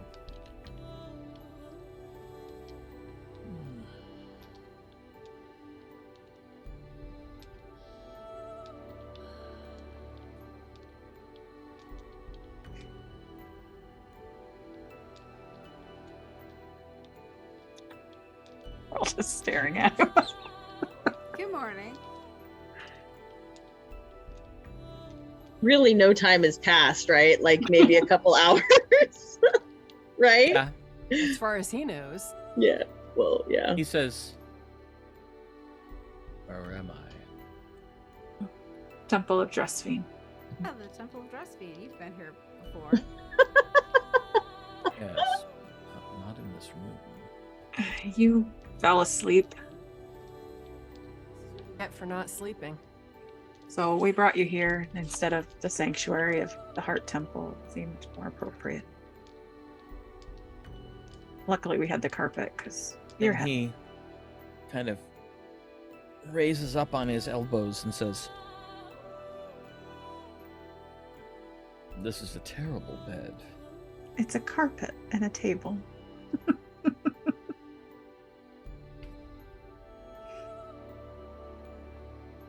Right.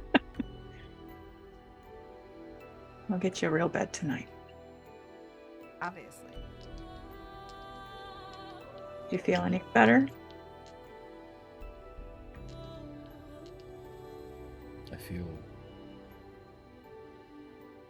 different. Different is good.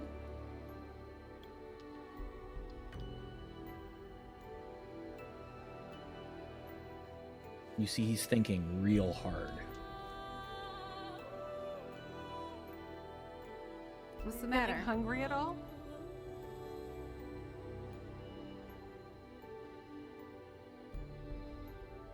I feel like I should be. Well, you haven't eaten anything yet today.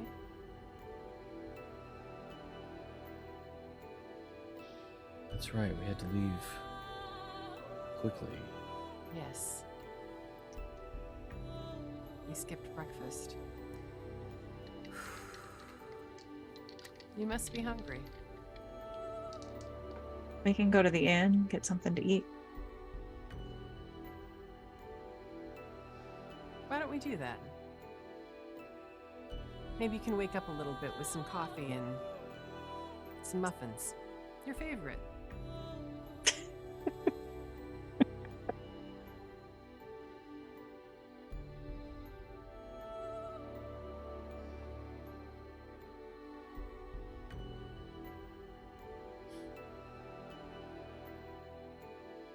Something is...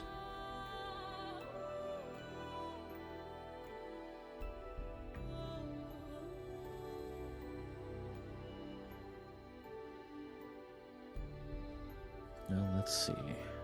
As we all Brain is working. Erelocus is there. Like, this is so normal. Like you're like you didn't even notice Erelocus is there. It's kind of like, it's fine. Don't worry. Everything's fine. Everything's fine. It's okay. Shh, shh, shh. Right. You should just ask him for the, like, don't try to be coy. Just ask him for the effing dagger, because I think if we try it, it's gonna be weird. It's already so weird. Yeah, I feel like I'm just gonna be like, Athgarr, give me that damn dagger. Do you say that? No, I'm about to No. say something though, because I feel like the old like, I'm just. oh, that's different. Where did that I'm- come from? Is gonna be so he's not gonna give it to us because we're acting really weird. I kind of want to wait for him to wake up. I mean, you know. Don't let him think about it.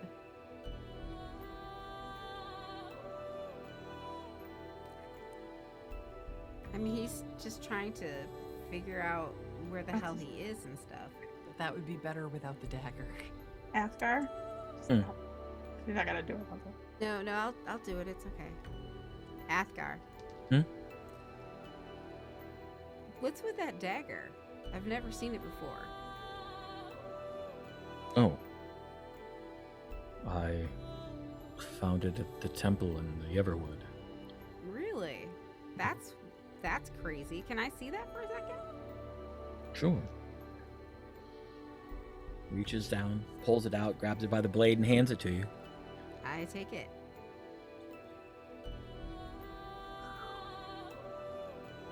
Hungry? I look at it. It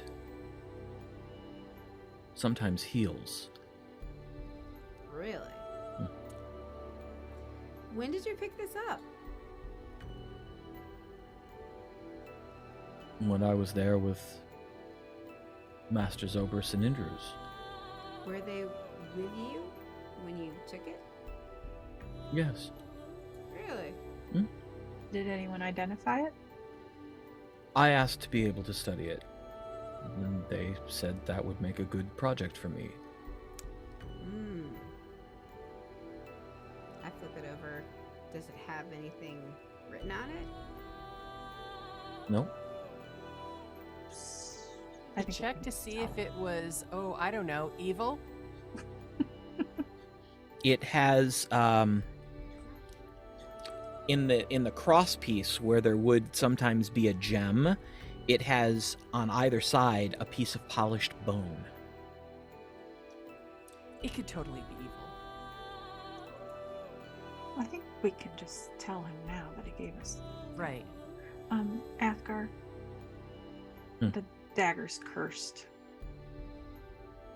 And it just took a lot of effort to bring you back from the brink of insanity. But no, it's not. It's not cursed. I checked for that. We think it was warped by the shattering. So it's not I'm- technically cursed.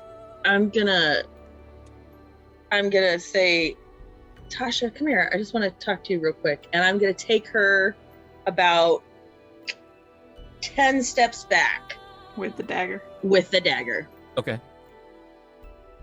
Okay. I just want to see how it reacts if it's like kind of far away from him. Like I whisper in her ear. Do you remember complaining about memories? Being haunted by them? How does Take he another roll. also how does he act once we've stepped away? He doesn't seem to notice. All right, then I'll whisper back in the ear. Like, you can step back. I just wanted to see.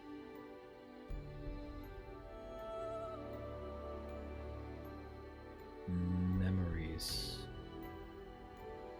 Bad dreams? Not being able to sleep? I remember the dreams. Were they of events that you don't remember occurring?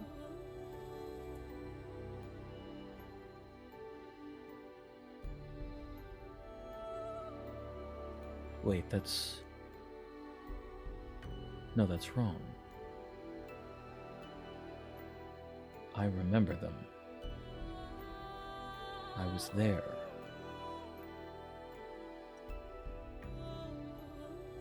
We can't hear you, Annette. If she said something.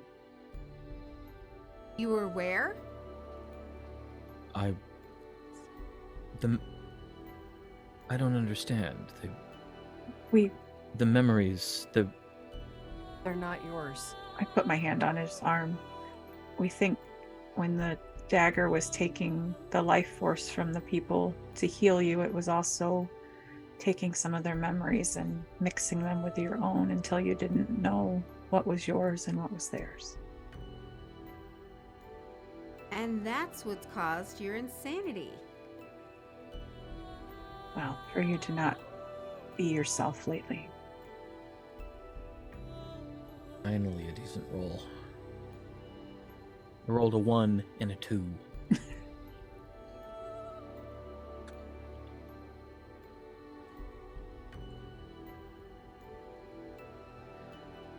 You see a multitude of emotions cross Athgar's face all at once.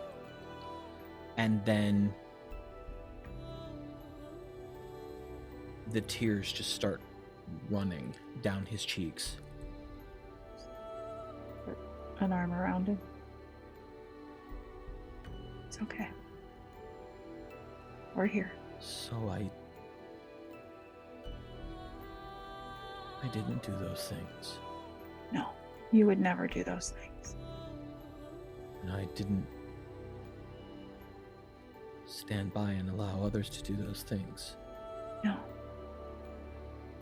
You're who you've always been, Athgarr. A good person. Oh, God. A hero. Our friend.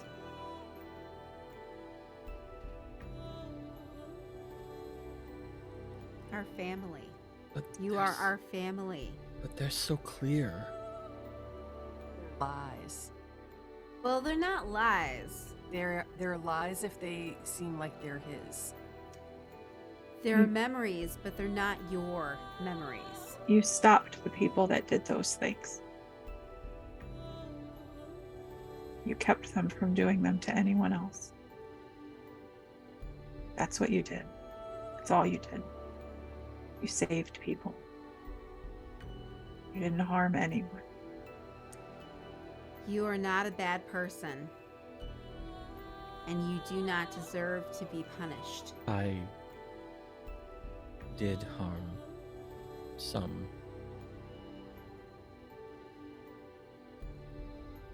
In the Had to. service to her aunt, correct? Right. Job. Mm-hmm. Yeah. The job you were hired to do. And you dispatched people that would have kept the Dawn from achieving its goals. From being a place that's a haven instead of a hellhole.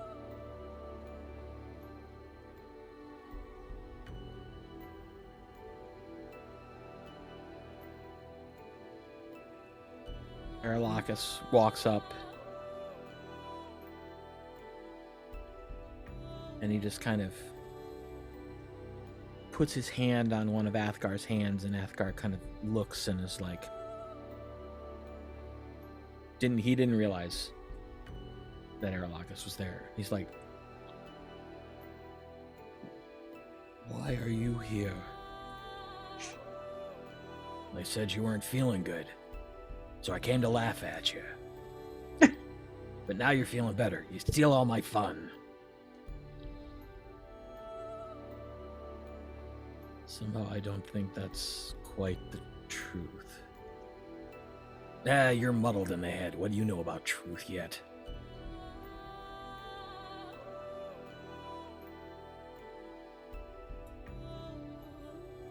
Although, folks,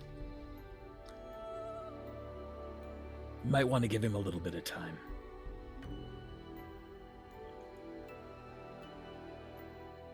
What time is it here? Oh, we've just passed the lunch hour. Ah, that's what my stomach's telling me. Lunchtime for me. We should go get something to eat.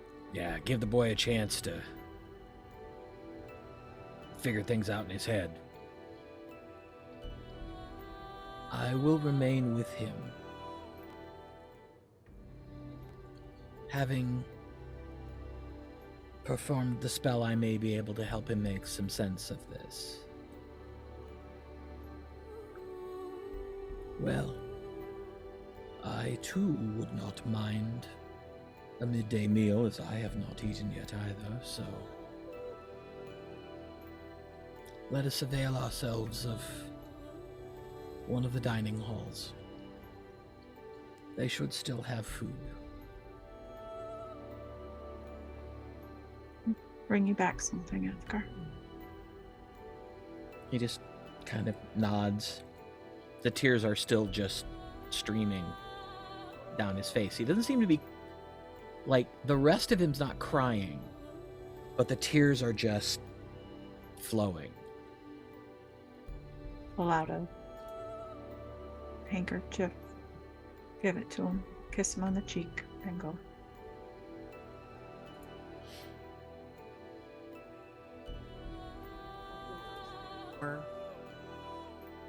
And wait. Okay. Want us to bring you something back? Sure. Okay. And I'll just side hug him and then go with Aribell. I pat him on the shoulder. And I leave. Okay.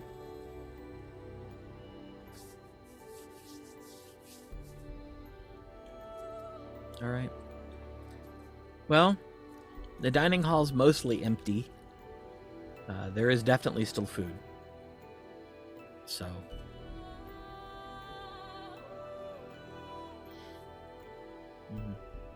Erelo and Father Dilbiss appear to be striking up quite a conversation.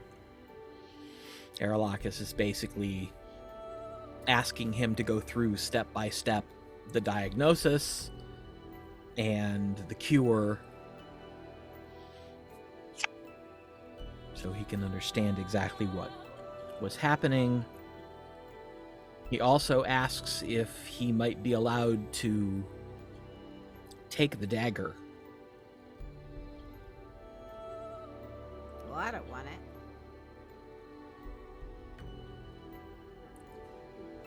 Well, I'm curious if there's a way to unwarp it.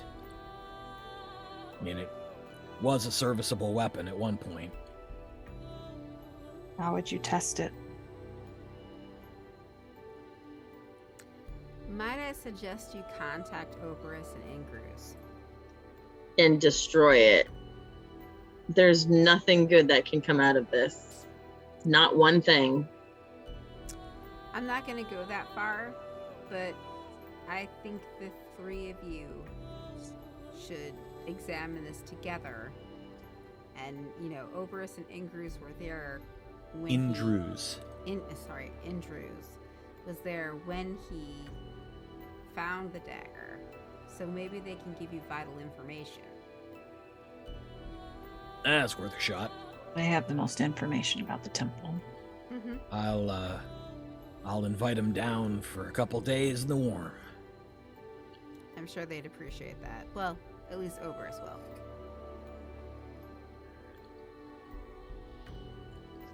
All right. Any advice what I tell his father? Do I tell his father? Well, I mean, you know better than we do. I would. If it was my child, I would want to know. I think you tell him that he fell victim to a warped magical item, and that has changed that has radically altered his behavior. It might. Much like his behavior was altered. It might. Hopefully, this is the cause of why Athgar's been avoiding his father. Well, I mean, there's some maybe. real reasons why he's been avoiding his father. Yeah. but the shame that he's been experiencing, he didn't want to be around any of us. Yeah. That should have been a clue. I mean, avoiding his dad, that's one thing. No. But, yeah. Well, the timing of what happened with me sending him away did not help. Yeah, he was probably already feeling some of the effects then. Mm-hmm.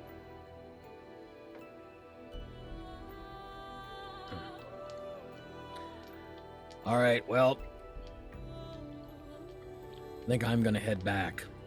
Tell him if he needs me, he knows where I am. We'll let you know if we I give him our the way to dagger. the edge. All right. I appreciate all of you doing this. His dad will too, eventually. I'll make sure of that. Well, you know. Athgar's are kind of our responsibility. He's one of us. I'll tell him that too.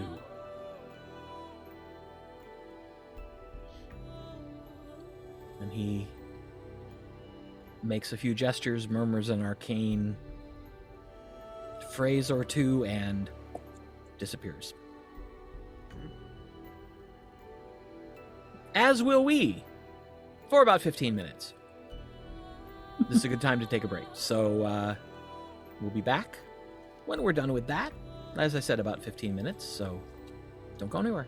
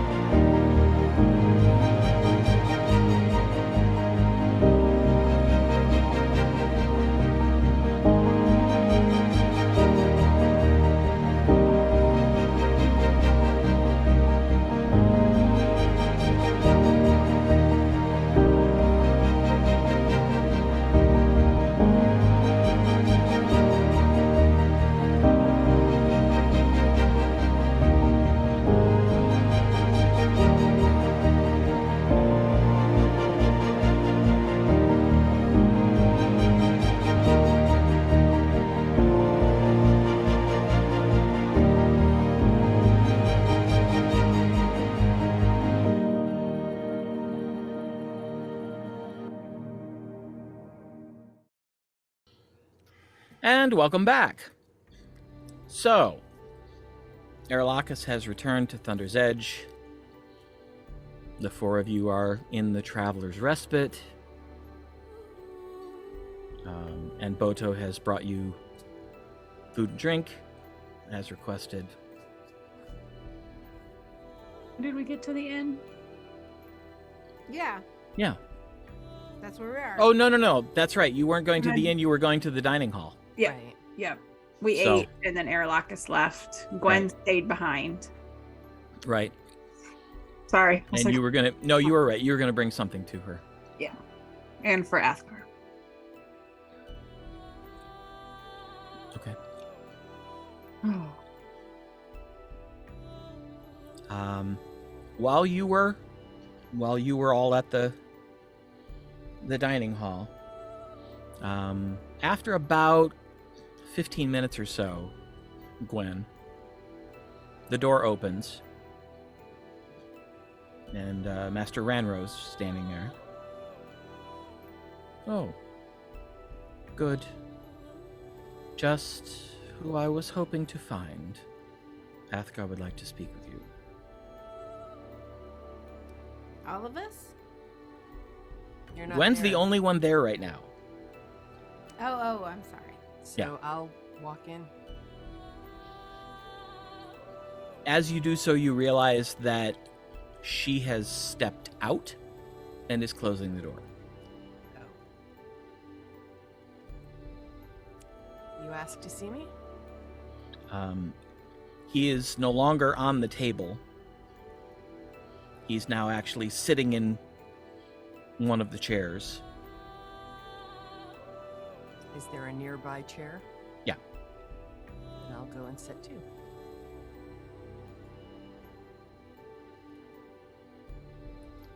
How are you feeling? Conflicted, but I've been told under the circumstances that's normal and healthy. It'll take some time, I'm sure.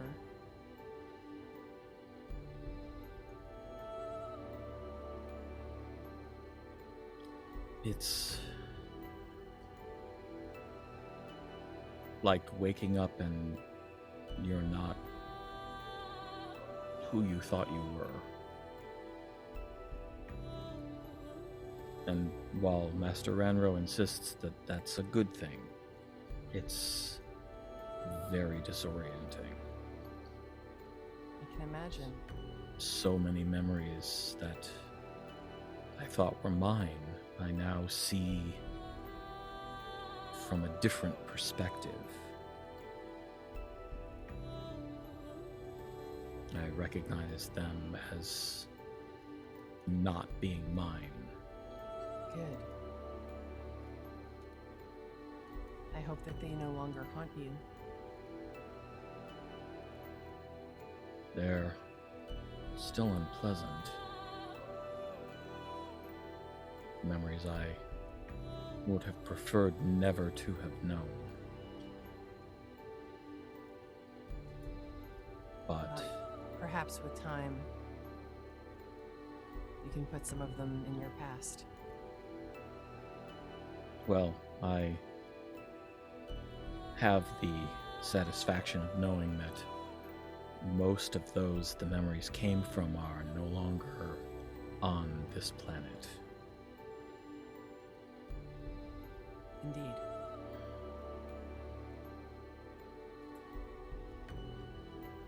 But that's not why I asked to speak with you. I owe you an apology.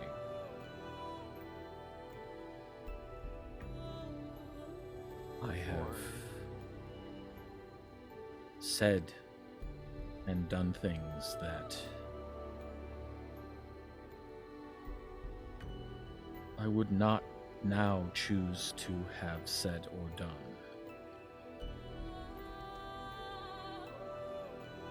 Well, you weren't yourself, so apology accepted. Let's put it behind us.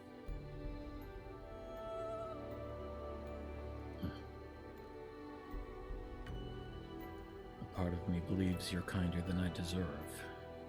But thank you. We have far too much history to let a few arguments come between us. If that's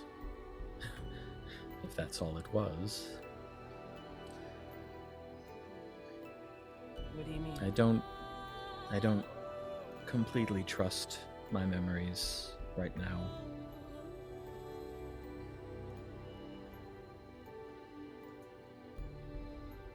I don't know for certain if what I remember is true or simply events filtered through the madness.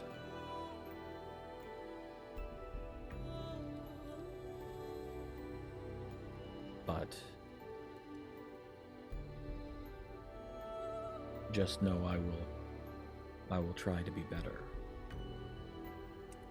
As will I. I've learned some valuable lessons, and I realized that I did not show my concern in ways that were helpful or productive. So I'm trying to be better about letting the people that I care about know that I care about them, and not acting in ways that they wouldn't appreciate, but out of my own fear. So that's been a very hard lesson to learn, but it's an important one. I'm still working on it. I am very curious about something, though, if I can ask. Sure. Why didn't you want your grandfather to talk to me? I've only just discovered that I have bloodkin. I didn't know how that conversation would go. I didn't know what he would say.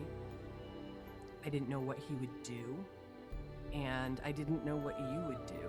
And I just figured it would be better to not risk either of you in a confrontation when I didn't know how things would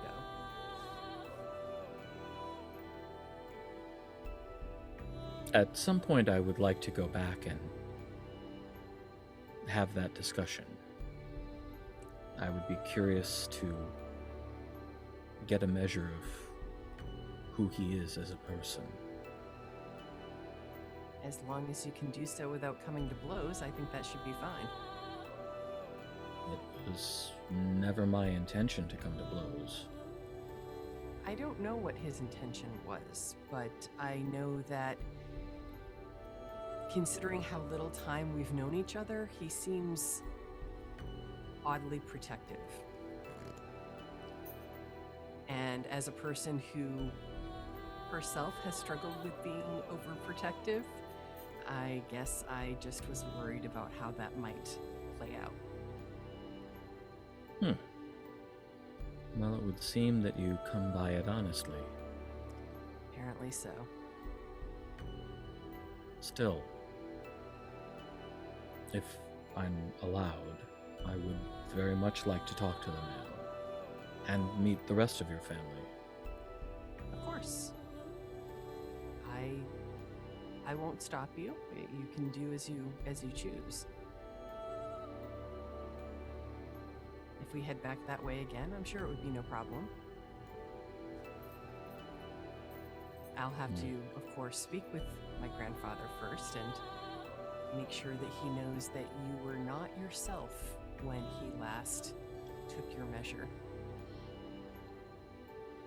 In the time that you've gotten to know him, have you found him to be a forgiving sort? He can be forgiving if you ask for forgiveness. I had to do just that, but it's also different in that I'm his granddaughter. I think he might be a little more prone to forgive me than someone he doesn't know or have a bond with. Well, I suppose we shall see. Do you want me to send your father a message? I didn't know.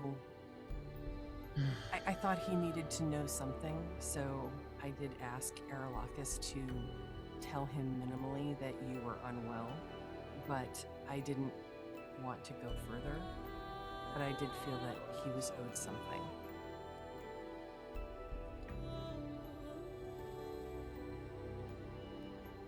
I'll admit I'm surprised. By You don't usually take father's well-being into consideration.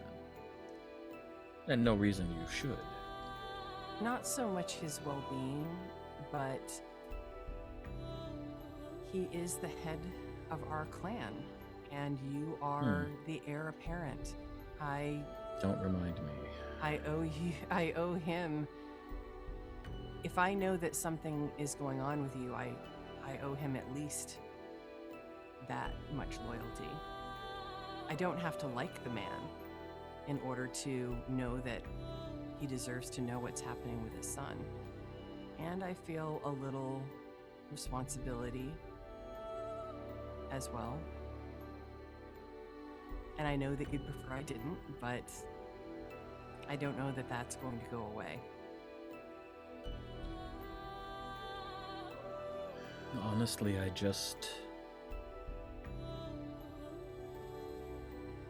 wish you didn't feel the burden. Well, responsibility always comes with a burden, but if something happened to me, I'm sure you would have to report back. It's just... Once the weeping ended, yes. You know what I mean. There's a responsibility to the clan. I worked hard to be a member, and I take it seriously. I know you do.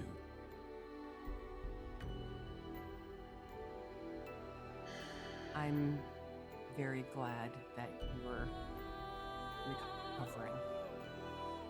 You really worried me.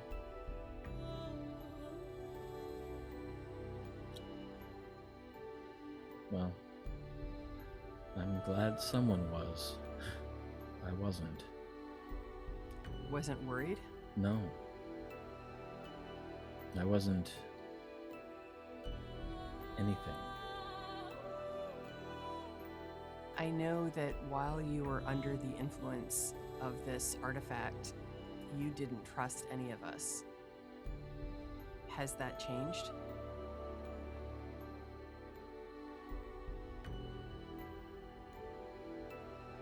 I think so. I'm still sorting through the memories that I absorbed. There are dozens.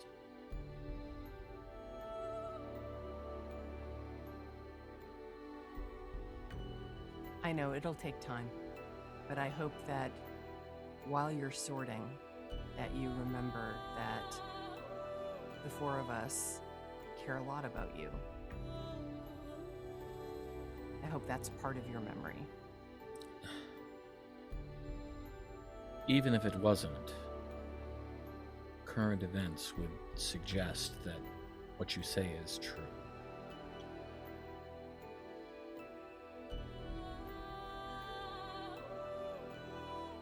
And I'd also super appreciate if you'd stop picking up random magical items.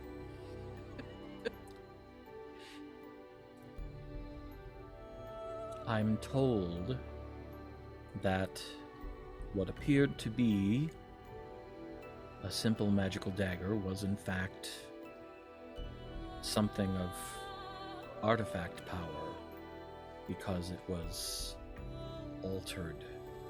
It was warped.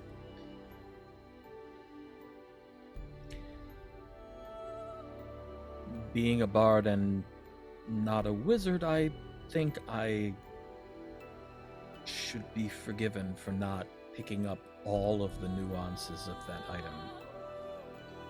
It seems that it was quite advanced. It could have happened to any of us.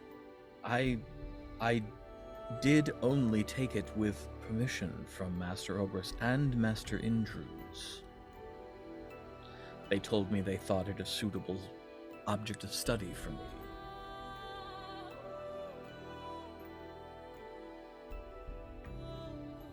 I guess I shall have to be more careful.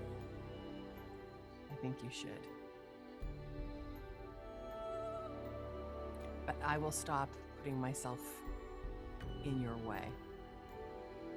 And I'm working really hard on not being overprotective, but treating you as a full member of our group. And I know the rest of the group views you the same way.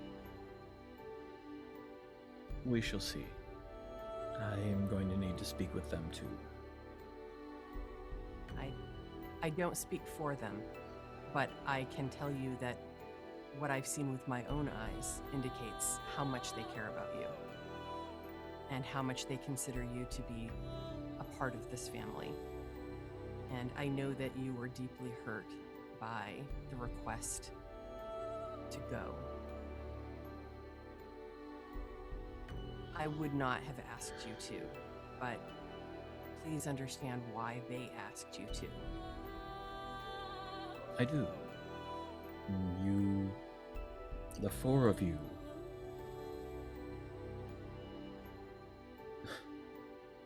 please don't tell me that this is wrong, because it's not. And I'm not saying this to denigrate myself in any way. But you four are important. Perhaps more so than any other quartet in Aecathan. Were I in my right mind, I would choose you four over myself. I don't think it was choosing over you. I think that it was trying to keep the group intact and trying to do the least harm. Yes. But it was I never was meant to harm you. I'm confident of that. I was already harmed before that conversation ever took place. I see that now.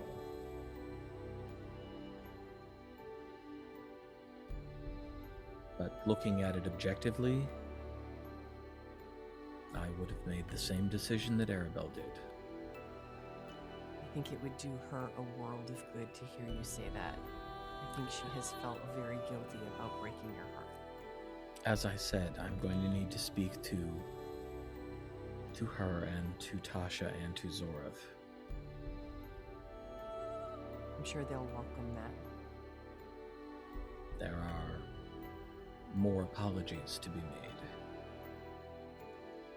Well, I'm not sure if I actually apologized or not, but I will. I'm sorry that I was overprotective, and I am working on it. Thank you.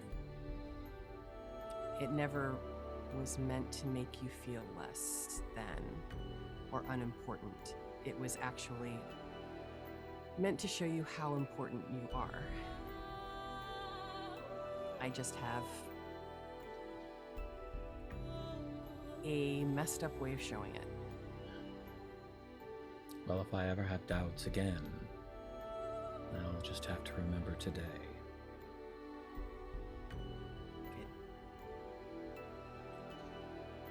So I Now- tried this with my grandfather. I guess I'll try this with you. And I give him like a really awkward hug. Oh. He hugs you back. He apparently is pretty good at it. I'm sure better than I am. I don't have a lot of practice. He's I'll do got the practice. awkward, like, you know. I'm glad you're better. and I hope that you continue to get better.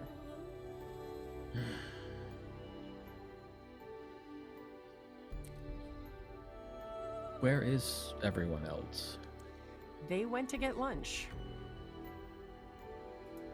I was sticking around in case you needed to get clarity on anything. I could eat. Well, why don't we go and join them? I'm sure they would love to see you. If I'm allowed. Why wouldn't you be allowed? You'd have to ask Master Wranro. The door opens. I heard my name. Thank you for all you've done for Athgarr. I will be eternally in your debt. Well, he is still my student, whether he likes it or not. And you have not only me to thank, you have Father Dilbiss and I will thank Aribell. him too. No, not you, Athgarr. Oh, Oh, but of course. That was my plan. Excellent. Your friends are in the dining hall. Do you feel strong enough to join them? I think so. Well, then go. I'll put my elbow out. Lord Athgarr, Lady Gwenlaryn. shall we?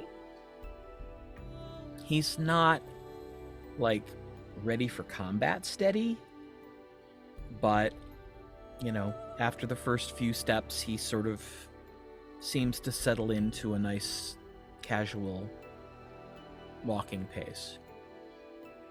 I figured the elbow was both to kind of steady him and in a casual way. Mm-hmm. So, back in the dining hall,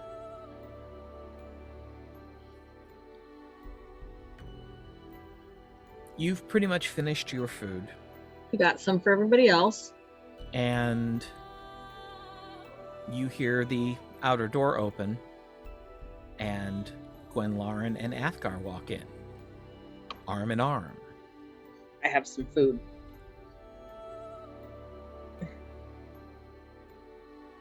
Offer it to them.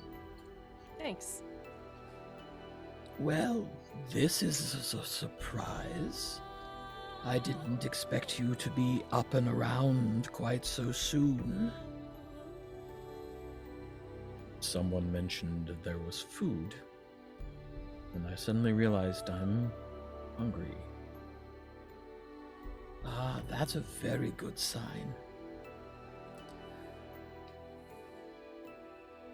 Well, I think I'll leave you to your meal. I suspect there's a conversation or two to be had as well, and you don't need an old gnome sticking around for that. He walks over and leans in and kisses Aribell on the cheek. Thank you, Father Dilbiss. Thank you for everything. By the blessings of the lady, I was able to help. That means that both she and I were in the right place at the right time. Enjoy your lunch. He turns and heads out. Athgarr, why don't you have a seat with these three, and I'll go grab some food for you. No, there's already food. Yeah. Well, you got your food, but you I didn't just get handed you- Athgarr food. did Oh yeah, you? no, I just handed you plates. We're bringing it back to you, so we already had it. I was trying to give him an opportunity to talk to all of you without me there. That's I'll go get something fresh. okay. Settle. No. No? Still, I'm saying to Tasha, no. Yeah, That was sarcasm. Yes, I know. So I go and fuss around with the food. Peruse what's left and Try to take some time.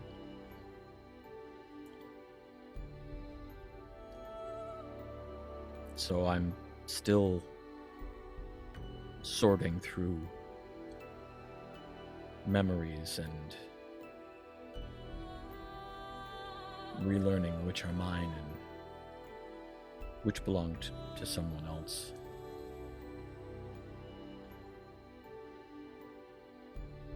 But apart from those memories, I do have my own that are still intact. And I wish to say two things. First, I apologize for putting you all through this.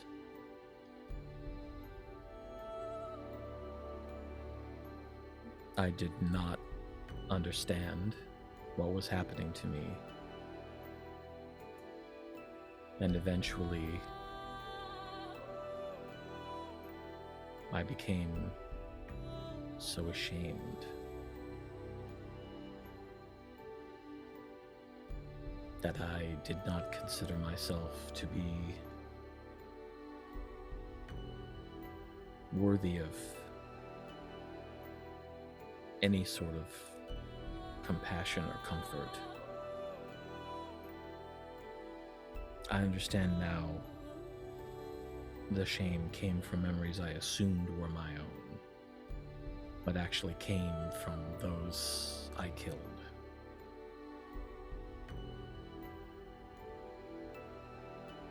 But still, it was you all who had to deal with it, and you all who had to save me. And so I wanted to say that I'm sorry and thank you. You are forgiven, as you will always be forgiven. And you're welcome. We couldn't do anything but try to save you. As you would if we were in the same position. And I'm sorry you had to go through that. That must have been miserable for quite some time. But you had no idea, and we didn't either. No. And I only wish that we had figured it out sooner. I'm just grateful you figured it out at all. Yeah. But, Athgarr, we are all damaged. We have all seen things that we shouldn't have seen. We have all been through things that no one should have to go through. And we understand better than many people just how hellish life can be. And because of that, we can't do anything but forgive you. Because we've done things we shouldn't have done either. None of us are perfect or even normal.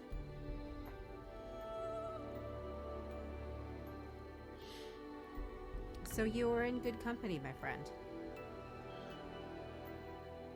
I doubt anything that any of you have done compared to some of these memories. Glory at pain and killing. Immense satisfaction and accomplishment at rape. These were vile men. Well, of course they were. And they tormented me. So I know exactly what they are. It is only because of Warbender that I escaped it all.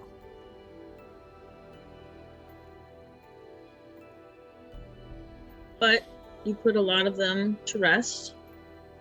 And they will no longer harm people They will further. not.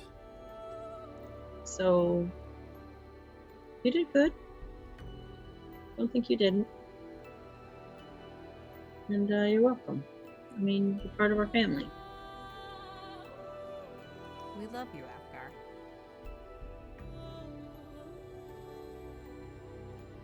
The other thing I wanted to say is to Aribell.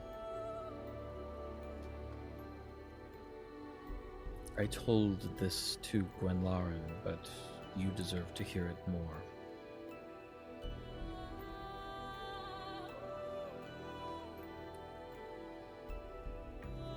Looking back on it now, having been freed from the sway of the memories I had at the time,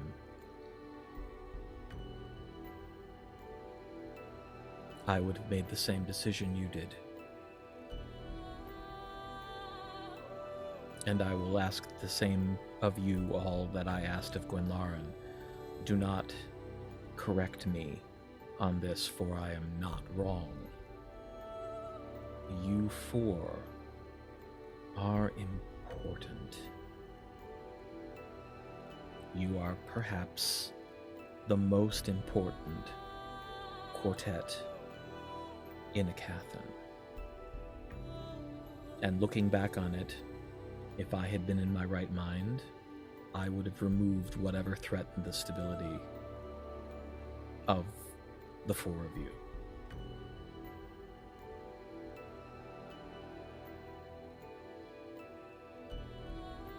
A great man once said, the needs of the many outweigh the needs of the few, or the one. I am the one. You are the few who protect the many.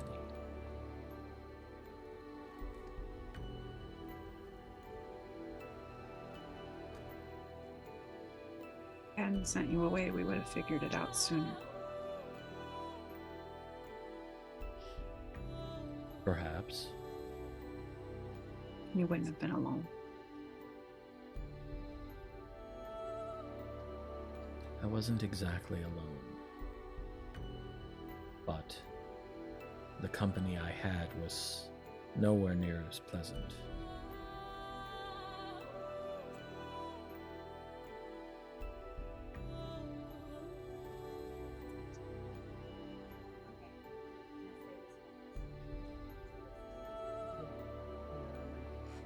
You have to forgive yourself for this, Aribell. You have to. There's no need to forgive yourself. You did nothing wrong.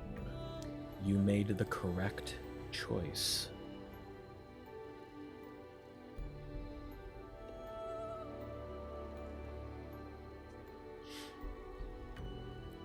Think of what you have been able to accomplish in the interim.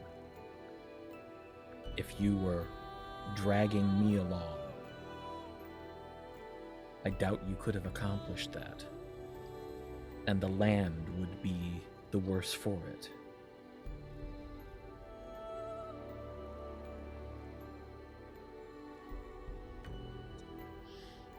I'm chalking this up as a learning experience.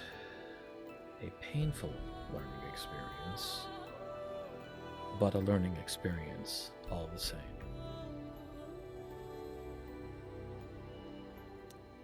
None of us had any idea that he had taken an artifact from that temple. And I had no idea this... Come to think of it, where is the dagger? Oh, I Gone. gave it to Erelakis. Good choice. Thank you. He will know Will- how to handle it safely. We'll have to look for a new weapon for you. We might have as I'm trying to rack my brain, we might have the ability to have something for him in our bank, but if not, we can definitely buy him a new. Well, that's what I'll say. You still have your mother's sword, right? Okay, out of character. Yeah, that's his main weapon. Is his mother's sword. But yeah, he's been fighting two-handed. Yeah, he has a frost brand like I do. Yeah. Ah, good. Okay, never mind then. But he needs a new offhand. Oh, Yeah. but yeah, she does ask. You still have your mother's sword. I do. Right here. We can help you buy a new offhand weapon. Or maybe we have one already. Or we might have one. Don't know. It looks like things are wrapping up, so I come back over and I overhear this last part. And I pull my dagger and say, for now, why don't you take this? Thank you. I'll return it as soon as I find something else. I think it's safe to say that you need a couple of days to recover. So we're going to remain here until you feel up to adventuring. And then we will go back to the desert to find out what those goddamn Jabravanans are doing. Want to go home to rest? No. We can go Edge. to. Going home would require speaking with Father, and while I will at some point,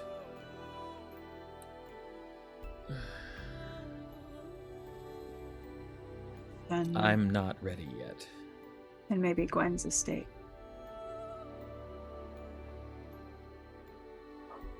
It's been a while since I've been there. It'd be good to check in with the staff. Yeah, you were just there a couple weeks ago. Well, it's still been a couple of weeks.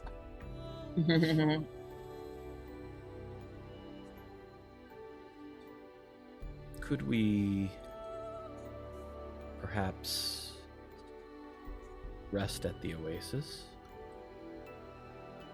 We don't know where we're going, do we? I'm gonna go back to the. We have to go back to the mission.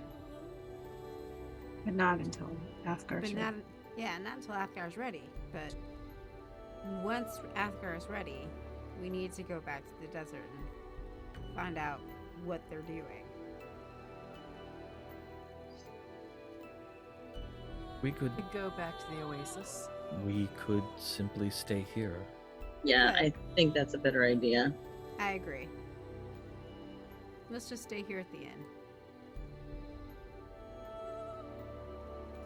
While we're here, perhaps we can load up on some of the gear that I had mentioned Gear? for the slaves. Didn't we already get gear? We got some, But we got it from here, right? right? No. Oh no. got it from the tower. That's Yeah, No, you got it I from the got- tower. Because I got they some extra stuff. but we think they used a lot of the stores here to take care of the. Right, but if we're going to be here for a few days, we could pop around to some other places. I think we should contact Wiggy and have him source that he owes us. I'm sorry, who? Wiggy. Oh, Wakey does owe us some stuff, doesn't he? Yeah, because he was dumb. He meant well. But he was dumb. But he was I, dumb. So if I dumb. had $1 for every time Wiggy well, I would be Ooh. really, really rich. His heart's bigger than his brain. What can I say? That's the truth. Hmm. All right, well, it sounds like a fairly decent plan. We'll do a little shopping here and there, and give Athgarr the time that he needs to heal. Maybe find him a weapon? Well, I think we should look through our stores first. Mm-hmm. Well, he can use the dagger. Mm-hmm. Might be able to check on mine while we're here. Oh, yeah. It's right. It's about that time because it was like 8 days or something. I don't know how long it was. We'll see. I think they had to have another meeting about it. Oh, I can't remember. I hope we get it soon. I'll get it when Toror thinks I've earned it.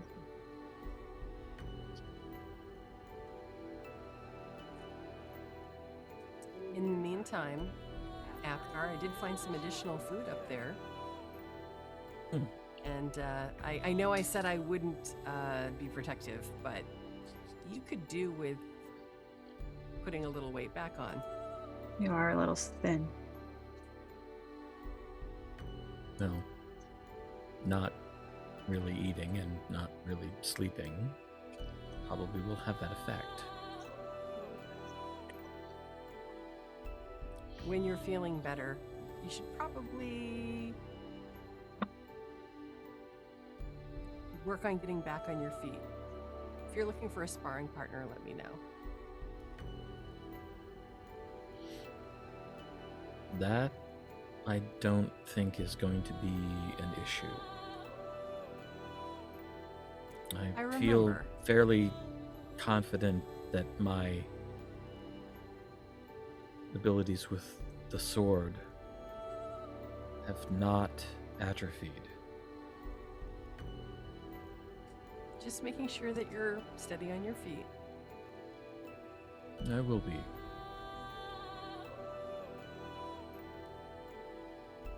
But for now, I'm going to eat. And he just starts tucking in. Question. Can he use a longsword for his offhand? It needs to be shorter. The offhand needs to be a finesse weapon. Okay. Because in our inventory we have the left blade. So short sword, dagger. I don't know. Okay. There's a flail. I don't know if we're gonna have a mace. Shoot, I don't know if we're gonna have anything inside our equipment. And just a light weapon, right? I don't know. Do they do lighter than your on hand? Oh, a short Yeah. sword +2, and it is a finesse, martial finesse and light. That would work. Perfect. Okay. So Prefer that to the dagger? I will use what's available. But You have your choice. is your dagger? My dagger is a +2 dagger of venom. Oh. Oh, but then Oh. that's yours. It is, but it's fine. I use the longbow more than not, so if he wants to use that. You also have the ability to become invisible and kind of sneak attack. Right. Yeah. So maybe the short sword +2 would work. yeah, he'll try the short sword. Okay. It's going to take a little bit of retraining because it's, slightly larger and slightly heavier than he's used to. But it's not something that he can't learn. Okay. All right. So, over the next couple days, Mm-hmm. what is it that you do? Described. We shop, we shove Well, food there in our was car. there was some talk of contacting Wiggy and setting him to work for you. I sent a message to Wiggy. Okay. Wigillium.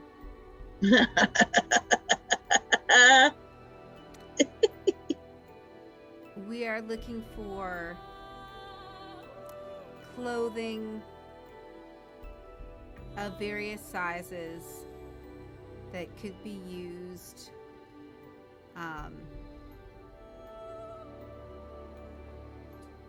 to help former slaves. You owe us. Please do what you can to get at least clothing for 100 people. We are at the sanctuary. Yeah, you're out of words already. Oh, sorry.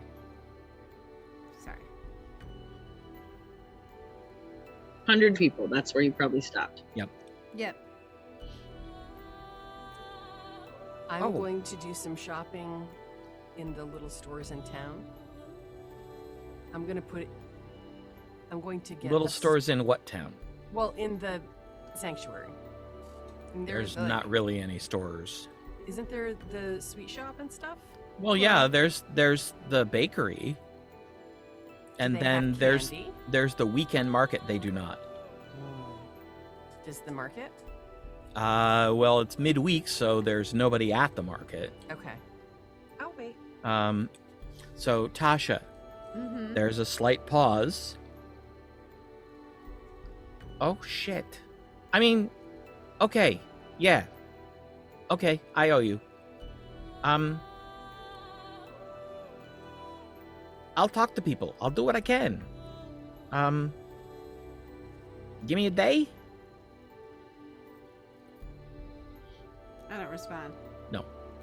Okay. Let him stew.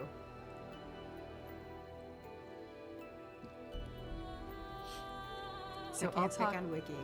I'll talk to Zori about my plan and ask if she could teleport us to a place that I could stock up on some things. Are we all going? No, just you and me. Oh, okay. Are we telling everybody where we're going? Yeah. Okay. Shopping. Okay. Have fun. I'm gonna practice my songs. Okay. We're going. Where are we going? Where would be a decent shopping area for Okay, so Thunder's Edge is great. They've got things. However, once we go into Thunder's Edge, yes. there's expectations. Right. So not Thunder's Edge. Probably Erma. Well, there's going to be expectations in Airmaw too. Not like in Thunder's Edge. Go to the Romani. Yeah. Does- Romani Keep? Romani Mhm. Keep have the things that we would need? They have the Monk Academy there. I'm looking for candy and toys. They have that general store. Yeah, that's... What kind of toys? Now, when we Kids. rescued the slaves, there weren't any kids, right? No. They're all adults. Oh. Yeah, I'm not putting up a huge supply, just a few. So they had that big general store that was like multi-floored, Mhm. right? Wasn't that Romani where we Yep. spied on? What's her name? Yep. Right.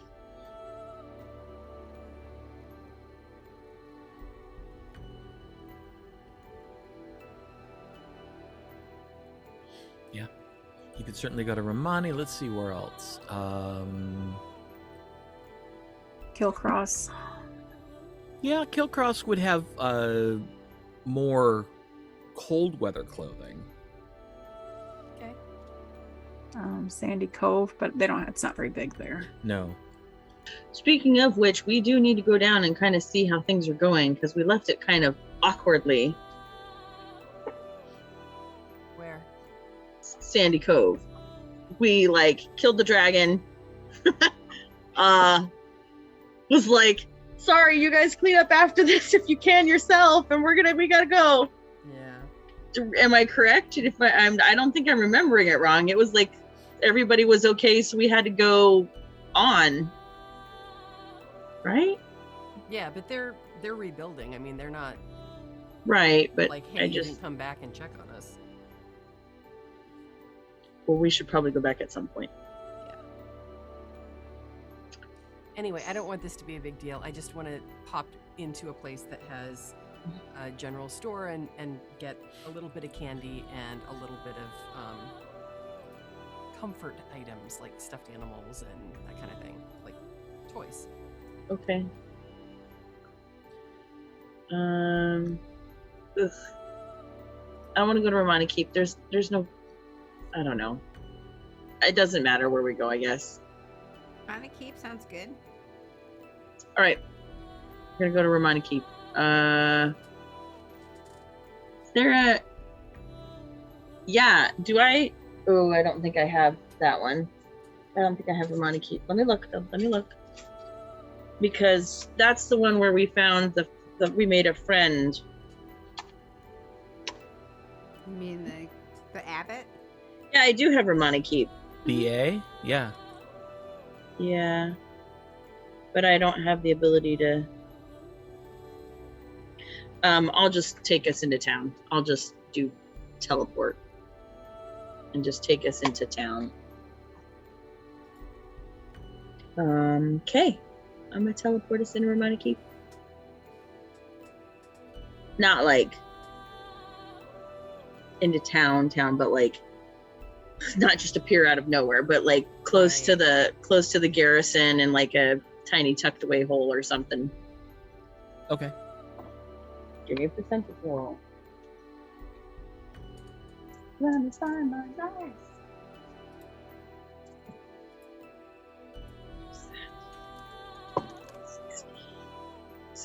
66. I don't know if that's. Anyhow. Yeah, you're fine. Okay. So we poof into Romani Keep. All right. Do I remember where the things are? Mm-hmm. Okay, great. Yep. The shop you're thinking of is the West Embassy Bazaar. How bizarre. It was at that time run by a gentleman named Drogo Dryden, but that person was in league with Park and the two. Oh, that's the store we're going to. Yeah, that's the store we're going to. What was the store called? The West Embassy Bazaar. Did we kill him or did he... Well, I guess we don't know. We'll find out. Yeah, you don't know what became of him, actually. Hopefully he's not still there. Guess we'll find out. So we're going to walk there and go on in. You walk in and you see middle-aged human woman standing behind the counter. She just kind of notes you come in and nods to you and then goes back to sorting stuff out of a wooden crate. So I look for the sundries. Okay. Make an investigation check.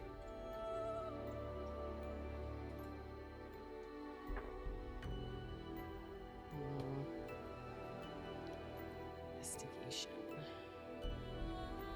15. You, with very little searching, are able to find what you're looking for. There's a shelf that holds various types of candies, and then one floor up, there's a corner that has toys for children, carved wooden toys and stuffed animals and some basic puzzles. I go for the stuffed animals and any soft cloth dolls or that kind of thing. Something soft and cuddly. Okay. I'm looking for the Aecathan version of Squishmallows. Okay. And then I'll bring them to the counter, that and some candy. Something that will last, something like hard candy that's durable. Yep. There's... But do they look like llamas? I think one of them does look a bit like a llama. Maybe some lamb slides? There could be some lambs. I'm going to pile them up in the portable hole, and if they fall over... There will definitely be a Squishmallow slide. A lamb slide. Lamb slide. That one's not going away. Nope. You started it. and I'm okay with that. All total, your purchases come to about 3 gold. Okay. While we're here, maybe we should go see if they've got some extra clothing. There's That's a good idea. clothing here, Oh, in this store? the top floor. Oh, Okay. we're gonna go back up to the top Oh floor yeah, then. for sure. And then I know they have like monkey robes. That sounded wrong. Monk type robes. Right. Here, they have sort of basic, like woven reed hats. They have basic cloth shifts. They have sort of burlap drawstring pants. A lot of, one size fits most Mm-hmm. stuff. What about like moccasins or shoes? They do have a few pairs of soft leather moccasins, but they're not really well stocked on footwear. Okay. We can go somewhere else for footwear, but let's get- stock up on the shifts and pants. pants. Okay. So we if- asked how many we can buy. As many as you can afford. How many do you have? Just what's on the shelves upstairs. I start counting, or I'm gonna go back up and just start counting. Okay. 1, 2, 3, 4, 5, 6. There are 22 pairs of drawstring pants. There are 17 shifts. And there are 9 hats. Do we need hats? I don't need hats. Do we And need hats? then We don't there's- need hats. Desert. There's 4 pairs of moccasins. Oh, but Well, I guess it's the grasslands, not the desert, but right. 4 pairs of shoes and then hats. You said 9. Mhm. I guess we could buy the hats. how much does that total? Is this We'll take all of it. with the toys and the candy? Nope, I already took off the 3 for that. Okay. Yep, we're going back upstairs, and Let's see. because we start talking about it in front of her, and she'll be like, "Did you not go up to the 3rd floor?" And we'll be like, "No." Probably 6 gold Okay. For all of for that. the lot. Yeah, it's pretty basic stuff. I mean, some of Well. it, the price per unit is in coppers. Right. So here's 6 gold, and let me just throw it at him like, "Wee!" No, I'm kidding. 6 gold. Great. So we'll package it all up, and are there other places around here that would have similar items? How much is that? Like, is that like a big old bundle? Like, can we fit it? Like, is it going to be easy to carry, or am I going to need like a cart kind of thing? She's able to, with twine, sort of bundle them up into, A pretty hefty. yeah. I'll carry it. You've got to keep your hands free. I'll throw it over my shoulder. Okay. Are there any other places here that might have footwear or... Make a history check, both of you.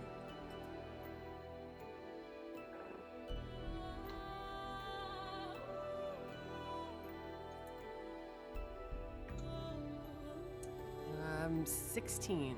Ooh, not very good for me. 7. Boom. Zori, you don't I can't remember anything. Gwenlaryn, you do remember you went past a place called Ralph's. R-A-L-F. Ralph.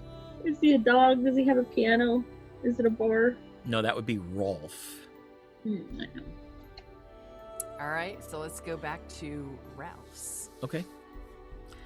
This is a large single-story building, and It is packed. Very narrow aisles, lots of shelves. Packed with stuff, not with people, right? Right. There are a few people in there. It looks mostly like dried goods, building supplies, tools, some artisan supplies, and there's a section that has robes and boots.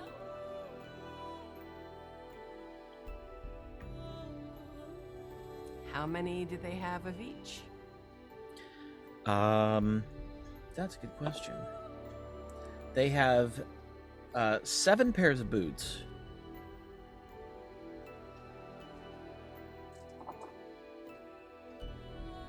And 19 robes. We'll take the lot.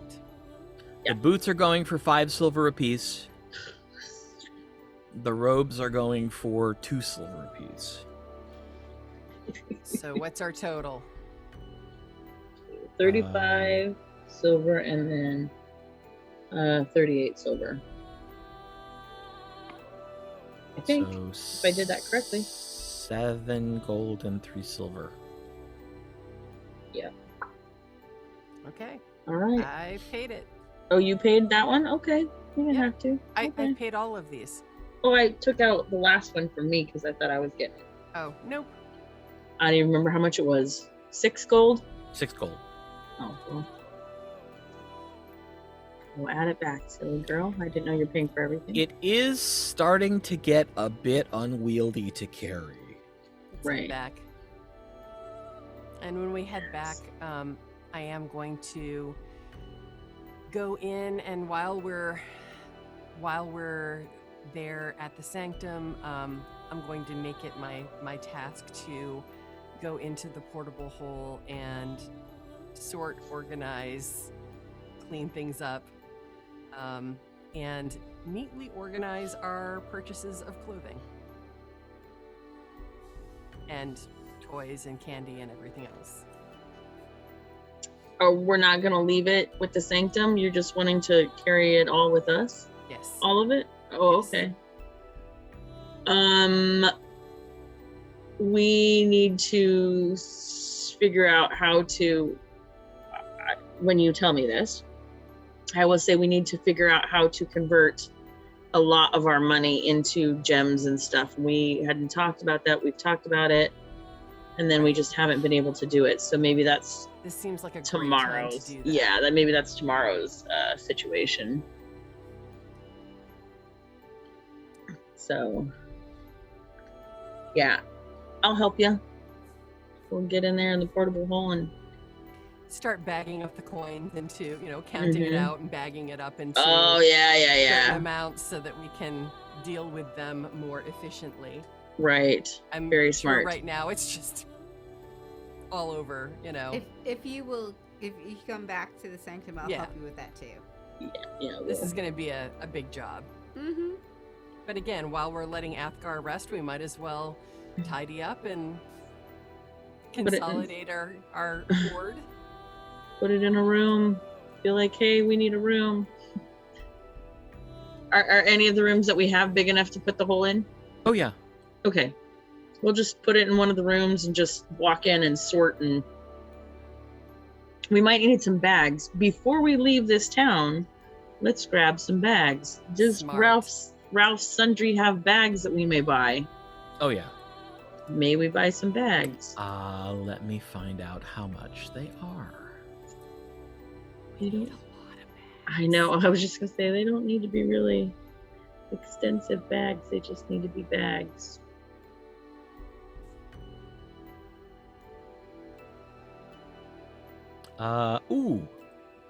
A sack, which holds a half pound, costs 1 copper piece.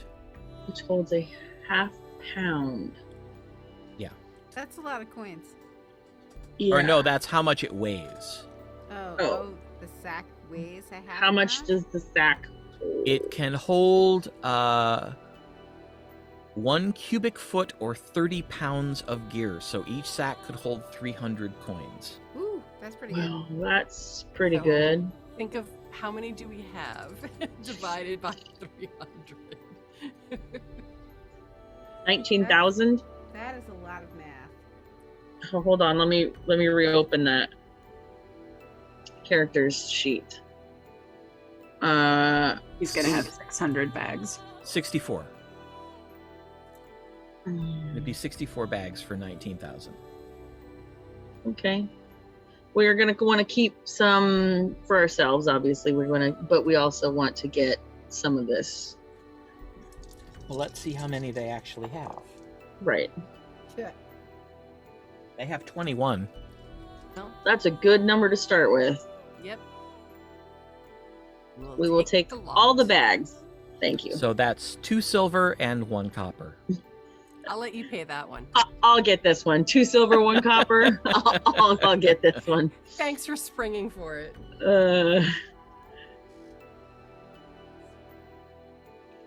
2 silver. Do we want to go back to the other place and see if they have more at the market? Bazaar? The bazaar. That bizarre. At the Yeah, let's go bazaar. back. We'll go back. We'll carry Might our as well, stuff. since we're here. Right. I am now straining under lugging all of this. No, I've got some. Now, come on, son. I've got some. I've got the robes and boots. I got the boots and pants and boots and pants and boots. They have 11. All right, we'll take their 11. That's 1 silver and 1 copper.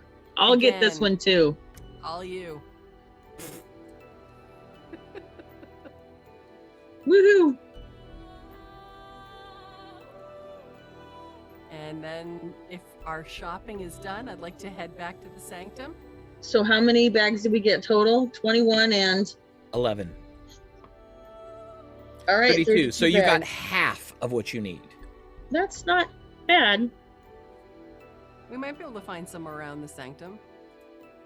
We could probably also ask Wiggy to get the rest of the bags we need. Could be, yeah. I bet he would have easy access to So that kind of thing. questions. When we open the bag from the top down, it doesn't get jumbled, right? It just opens the top and we have to jump down. The hole? Yeah, when we It all put on- depends. It all depends on what surface you put it on. If you put it on a wall, you just walk in. Right, but the hole, when we put it on the ground, we have to jump down in there to get it. Yes. But it doesn't It doesn't just shimmy. spill It's always a cube. Yes. Wherever you put the hole, it Is the shows cube. up on that cube, but the cube always stays static. Right. So any of the other 3 sides and the bottom would not be able to be cubed. So it's going to go on the top or the front. Yeah. Got it. I just wanted to make sure because like it's not all falling everywhere every time we move it. It's but so Right. we No. could sort piles. Yeah. Basically the space remains exactly as it is. I know, that's what I thought. I just want to make absolutely sure. You just change your entry point. Correct. Yes. Okay. So ready to go? Oh wait, yeah, we got the things, we got everything. So let's go back to the We'll go sanctum. back, and I will, when I get back, I'll tell Tasha about the plan. I will show her all of our loot and ask her if she could ask Wiggy to get us more bags so that And we can finish the job. I'll grab Aribell if she wants to come with us. She's probably been bored all day doing nothing. And Tasha. Except maybe praying all day. Who wants to pray all day though? Not Aribell. me. I'm sure she went over to the temple to see what she could do. Oh, does Might have watched some of the She did. did. initiates and done some of that. Well, it's funny you should mention that. Oh, As you enter the temple, you almost run into Sir Erelo coming out of the temple. Oh, hello. I heard you were here. I was coming to find you. I was coming to see you. Are you able to remain in the sanctum for 2 days? Yes. Excellent. Then go and put on something you don't mind getting dirty. You're going to be working metal. Okay. I'll be right back. She's so touchy-feely and cuddly, isn't she? Well, Aribell goes back and she's not assuming anything. But she goes and changes. And Sir Erelo is waiting outside the inn. She comes down. I mean, Aribell doesn't have grubby clothes, but they're grubby for Aribell. Okay. Traveling clothes. Follow me. And she leads you to the Temple of Balmous. Okay. Walks in and immediately cuts left down a hallway that you've not gone down to a door that opens, leading to a circular staircase going down. I follow her. As the two of you descend down the staircase, two things become much more evident. The sound of pounding metal on metal, and the smell of furnaces. And after probably the equivalent of 4 stories of spiral stairs, you walk out into an enormous room that the ceiling is obscured with black smoke. And you see that this is the largest smithy you've yet seen. And Sir Erelo walks very confidently. Apparently she knows exactly where she's going. Walks over to a glowing forge with an anvil and a workbench. And there is a dwarven priest of Balmous standing there, dressed in with the holy symbol of the priesthood around his neck, but dressed in leather pants and a stained tunic that probably started out as white, and a leather apron. And she says, "Durald, this is Aribell. She is ready." And the dwarf looks up at you and goes, "Have you worked a forge before?" No, sir. Sir, that's a good start. All right, coming around here, I'll teach you what you need to know. "You're in good hands. Do exactly what he says." And she turns and walks away. And for the next 11 hours, Durald teaches you the basics of smithing and sets you to work after asking you, What type of weapon do you favor? Longsword. Good, sturdy, trustworthy. That's what we make then. and he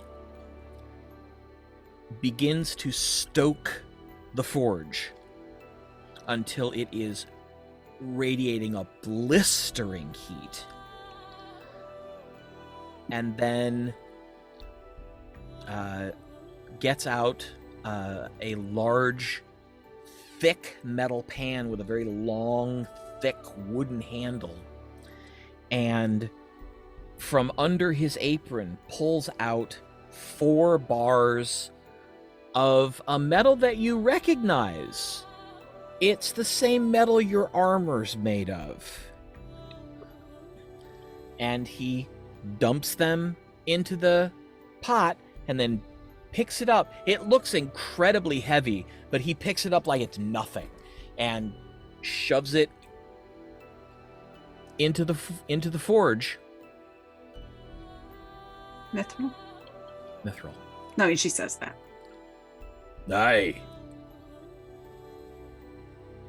I If we remember had adamantine, we'd probably use that, but we don't. Mithril's appropriate. I'm glad you think so, lass. I have mithril armor. Ah, well then I guess it is appropriate. And We're mithril dragons.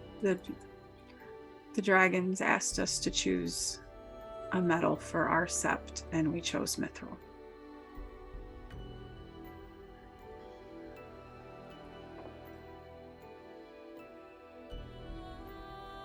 So,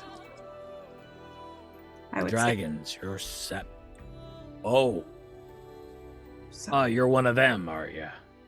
so I think that you had mithril and not the other is appropriate and meant to be. Well, it's what we had. Your temple's paying the cost, so... And he shows you how to carve out what you will be pouring the mithril into, and sets you to work on it. And he goes and starts swirling the pot in the forge. I need you to make a performance check for me. Can I use guidance? I was just gonna say, can she give herself the guidance? Absolutely.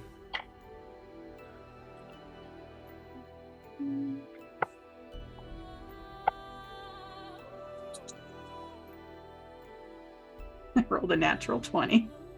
Wow. And only 1 on my guidance, and then +5, so 26. Perfect. Perfection. Aurora. Mm-hmm. He comes back to inspect your mold and kind of looks up at you and says, You've not you've not done this before. No, sir. That's a well carved mold, lass. Thank you.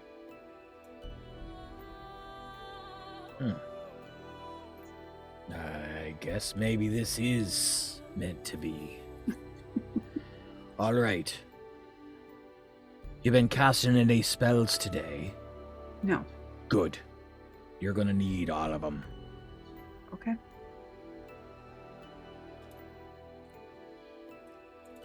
and he starts to prepare the mold. He pulls out powdered gemstone. You can identify powdered sapphire, powdered ruby, powdered emerald, and probably powdered diamond. And he's taking each one of them and sort of rubbing it into the mold.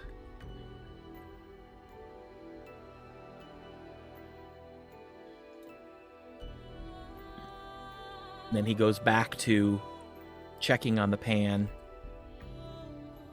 pulls it out, works his way up the handle so he can peer in. Yeah, that'll do. All right, lass. I'm going to be pouring it into the mold. As I'm pouring it, you're going to be casting Bless as many times as you can. Okay.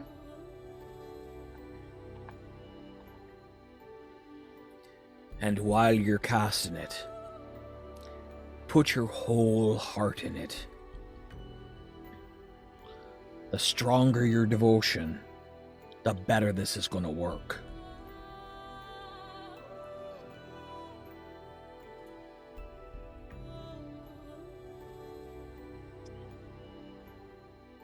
I can cast it 11 times, I believe. All right. That's first. He tells you to cast it the first time on just the mold, Okay. and then he will start the pour. Okay. And he will pour slowly, and you will cast the remaining spells you have on the mold and the metal as he's pouring it. Okay. All right. I need you to make a religion check.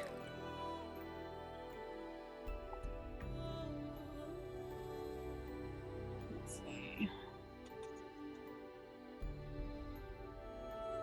And can I cast, let's see, guidance? No, I can't. You can't. No, because it's they're both concentration. 18. Okay. The last spell comes just at the last drips of the mithril, but Durald seems satisfied. He looks at it. Right.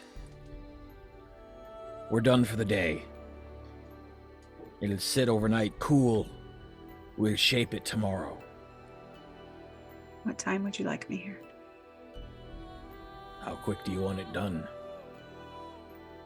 Well, I'm anxious, but respectful. Dawn. I'll be here. Get some sleep. Your arms are gonna hurt after tomorrow.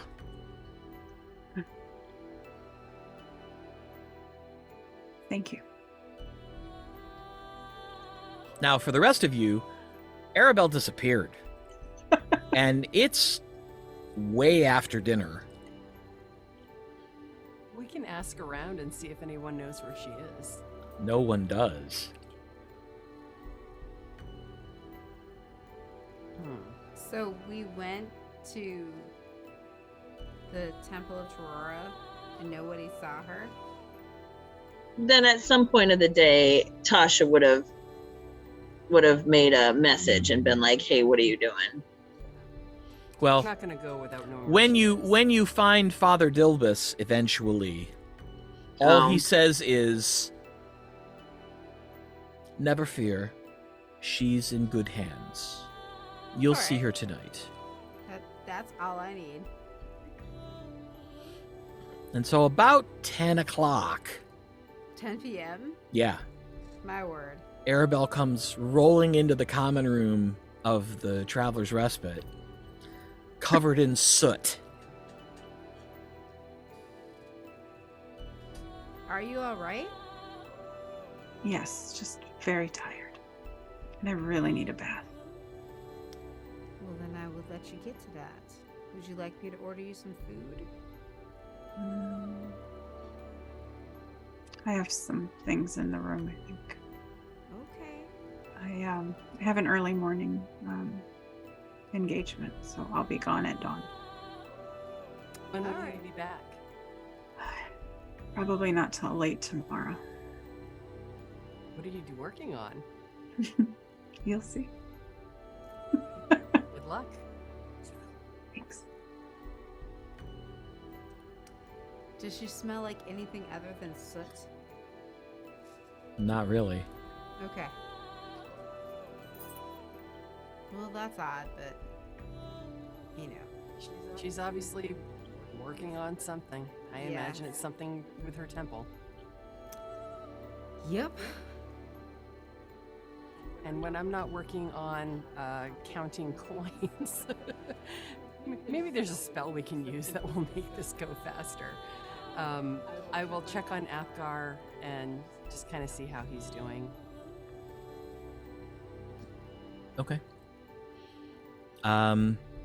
He is basically just, apart from meals, he's basically just kind of staying in bed, not necessarily sleeping, but just kind of, you know, leaning up against the wall.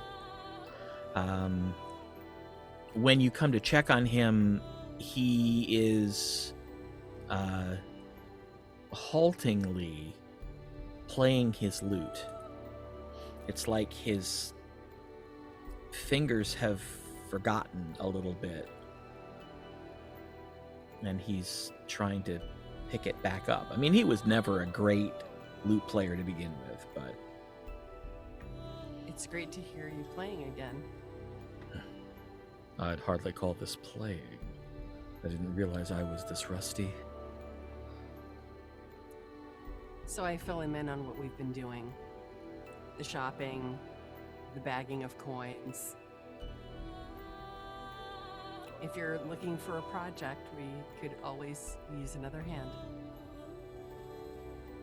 I'd be happy to help. Great. So I tell him where we have the portable hole set up, and just that we're trying to get organized and make room for the clothing and other supplies, so that, and consolidating down our wealth. I'll join you first thing in the morning. Have you had any luck sorting your memories? Some I would wish I didn't remember. So I'm not thinking about them if I can help it. But it's helping to link those memories with when I received them. I'm trying to frame them in my mind as this is the reason this individual is no longer living.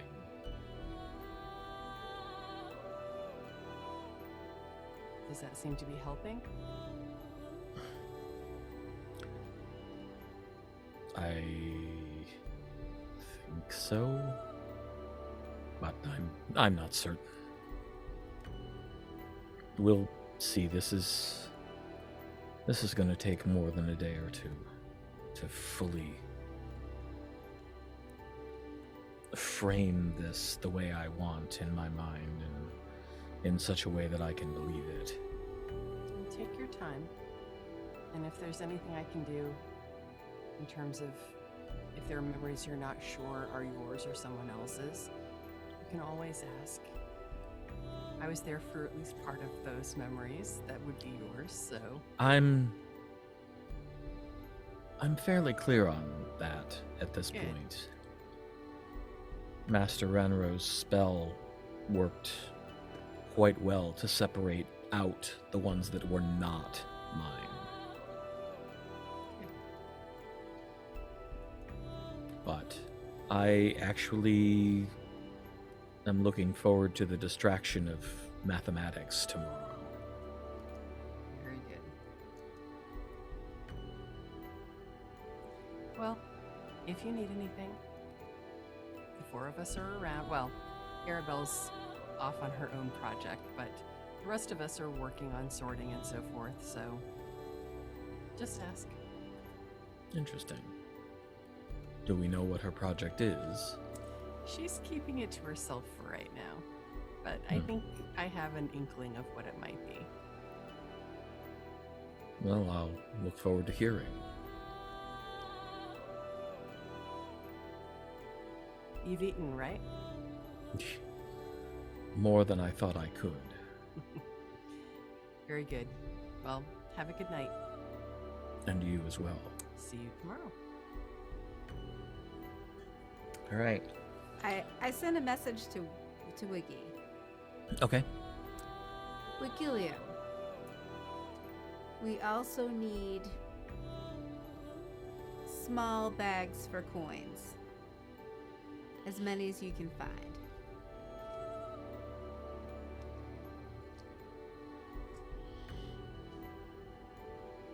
There's a pause.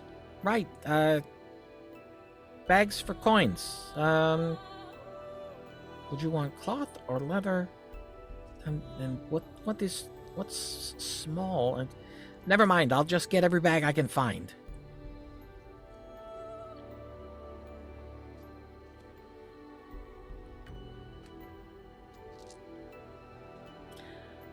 The following morning, at dawn,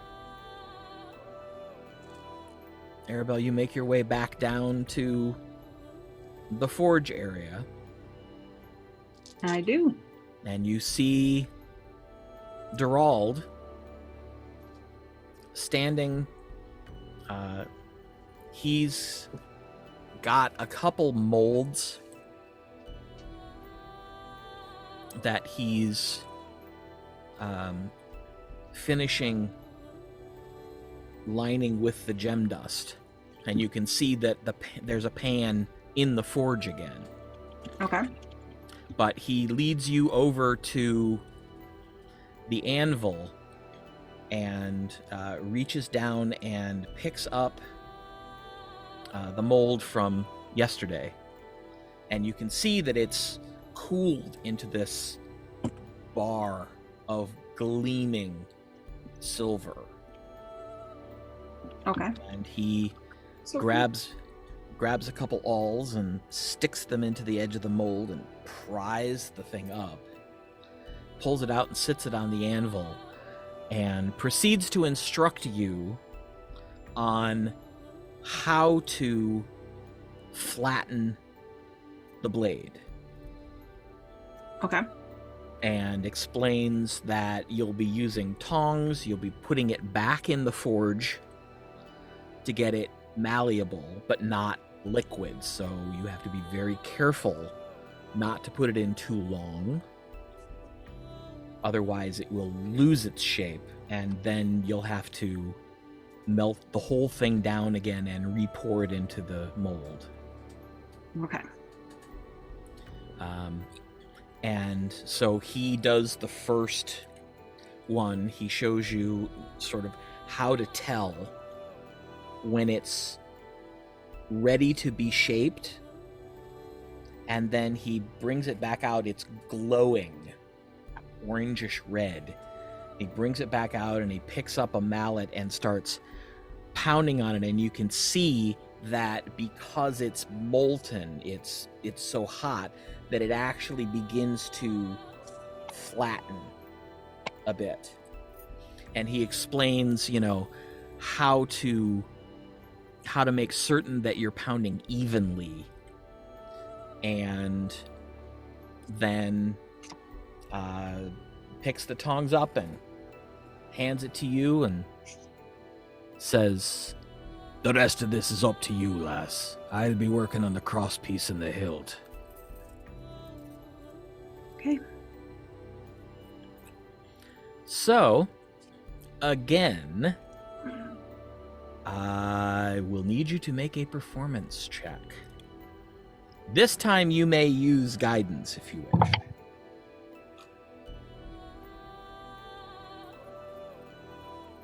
Not quite a 20, but a 19 will do. Okay. Plus 3, 22, plus 5, 27. Okay. All right. You are able to work the metal throughout the day. I'm tired. Yeah, about halfway through, your arms and your shoulders start complaining. At one point, he does motion for you to stop, and he asks you to come over and once again cast your cadre of bless spells as he pours the crosspiece on the hilt. Okay. You do note that these molds are slightly different. They are actually two-piece molds that have a hole in the top. So you are actually, instead of just pouring in something that's, open on one side, this is actually going to be something that will be fairly finished when it cools. So once again, he pours, and 6 bless spells for the crosspiece and 5 for the hilt. Okay. And then he tells you to go back and finish the blade. Okay. She stretches and then goes back to it. Yep. You probably can use lay on hands. I was just going to ask if she can heal herself a little bit during the middle of it. Don't see any reason why not. I take my little acorn drink. Ooh, there you go. All right. And lay on hands because I won't have any spells. So Right.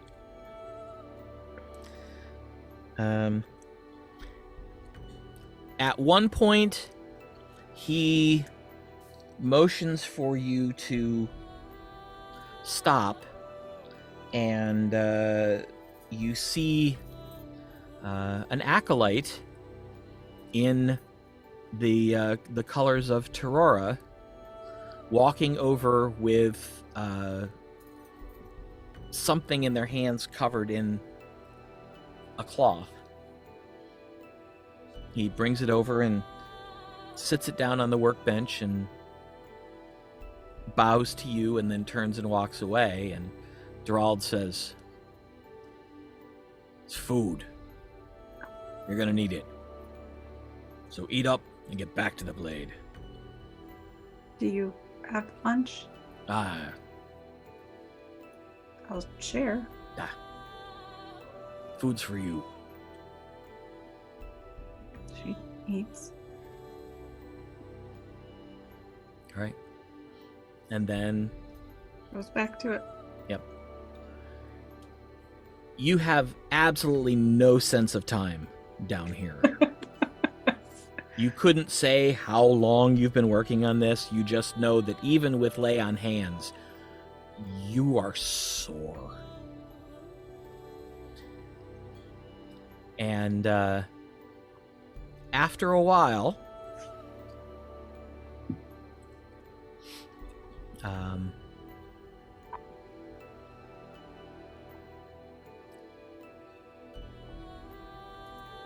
he says, "All right, let me see what you got here." He shows him. Picks up the blade. He's got big thick gloves on, so he just grabs it and picks it up, and he's holding it up and looking at it.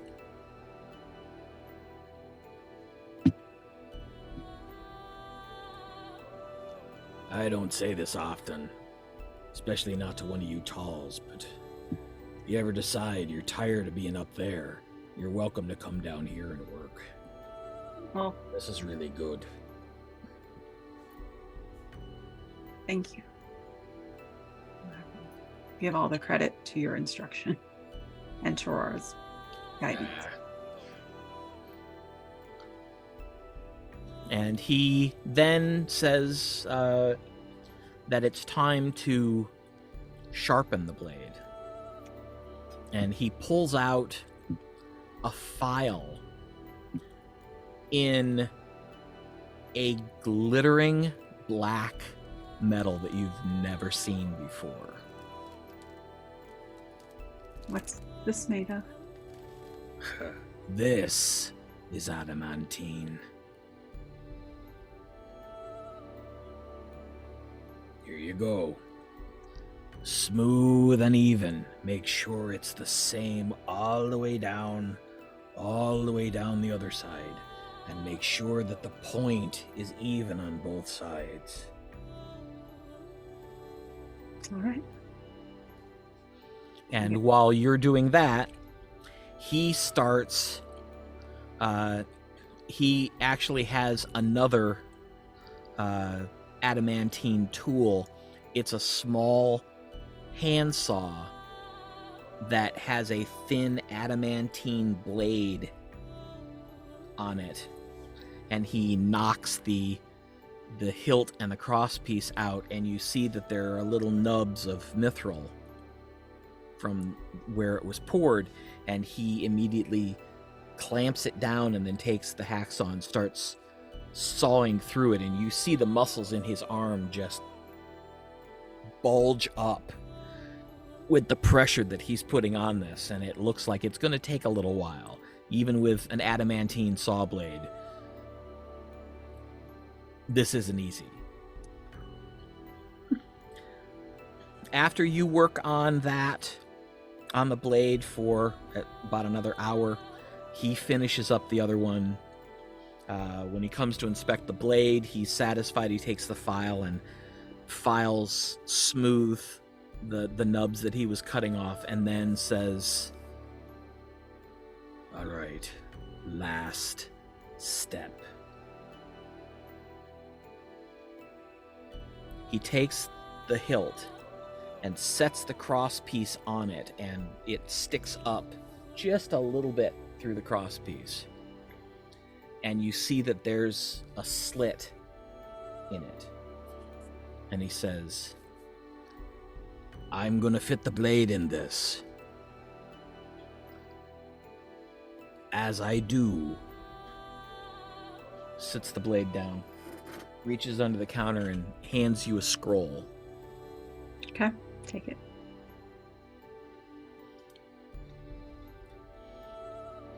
Says, "This might be a little bit advanced. I don't know. It's a 5th rank spell." I can't do those yet. Well, you're gonna. Yes, with the scroll. I'm gonna fit these pieces together. And I know the spell. When ye hit the last words, focus on the blade, and I'm going to do the final joining. And if everything goes as planned, you should have your sword. Okay. Are you ready? Yes. All right. Do your reading. She does. I need you to make a religion check at disadvantage. Who hits on that shit? You may, however, use guidance, Oh, okay. because that's a cantrip, and you can still cast those.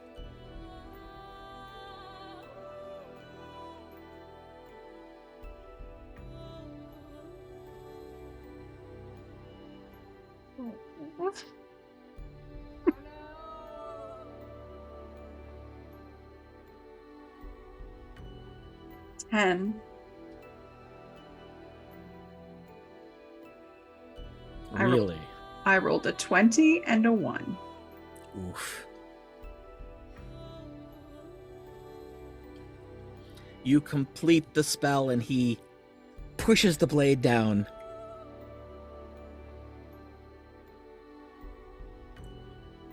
Nothing happens.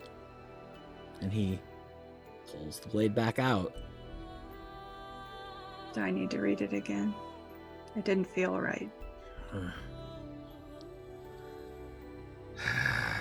He sits the stuff down, turns, and walks across the room. You look at the scroll is now blank. Blank, yeah.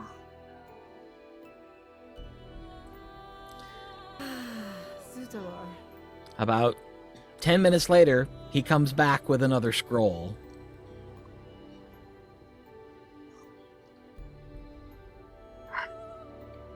One more try.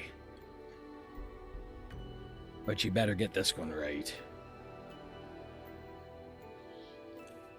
All right. Here we go. He picks the pieces up and starts to get ready to join everything together. And he just looks at you. Take a deep breath. Say a prayer. Say my guidance. And go.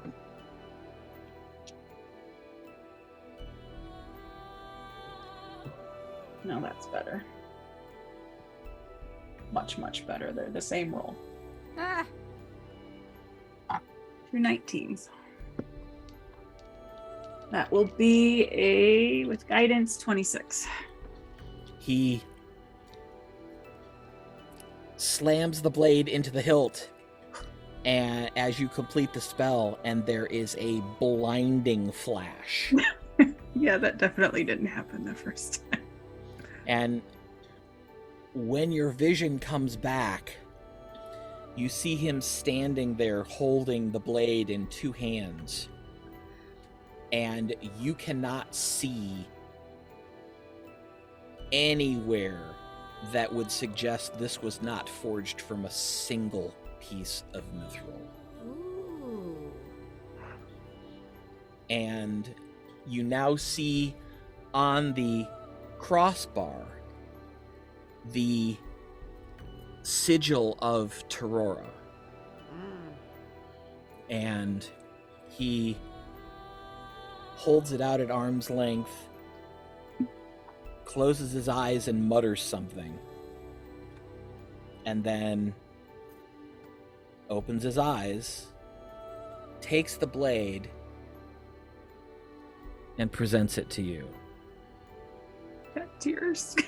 The last thing you've got to do, lass, as soon as you grasp it, you must name it. I've been fighting with this so bad.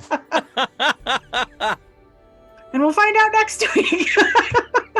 Oh no, we'll find out right now.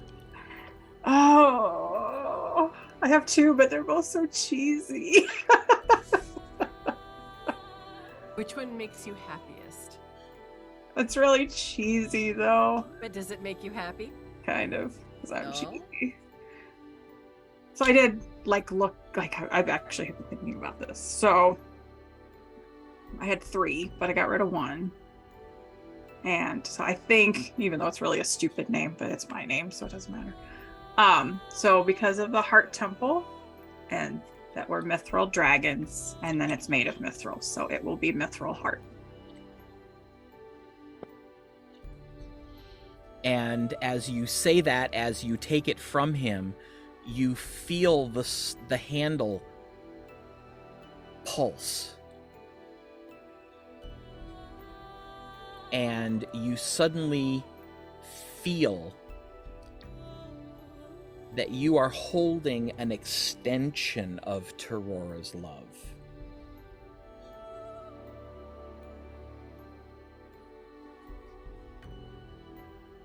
Congratulations, you now have a +3 Holy Avenger. Wow.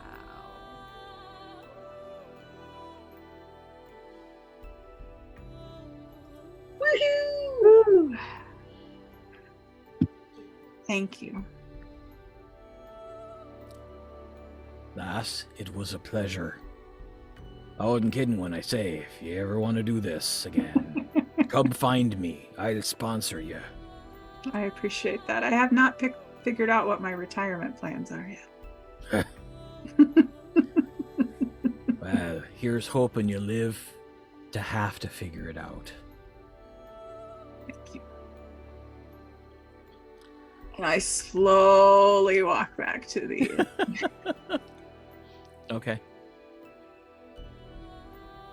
And Of course, I've got it. I'm sure, thing, a scabbard, right? Yeah. Well, you have your longsword Yes. that you've been using. So I will take it out and put it in my scabbard. Cut a bunch of longswords. Put it on the strap on the back, the old one. You would guess it's probably about 8 o'clock.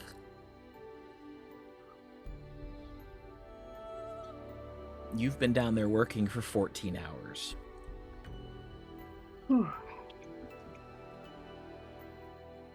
But when you arrive back at the respite, the rest of the group are in whoever's room is providing the wall for the portable hole. Probably mine. I go and knock on the door. I jump up and It's Aribell. I open the door.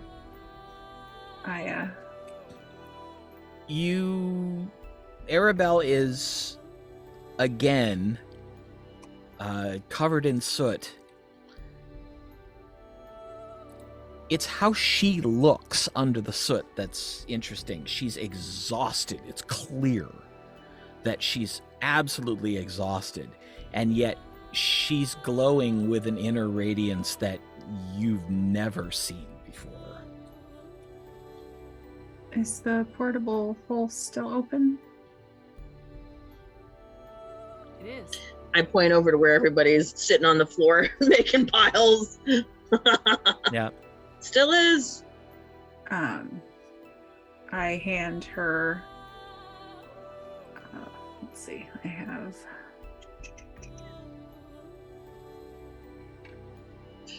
Athgarr took the sword, correct?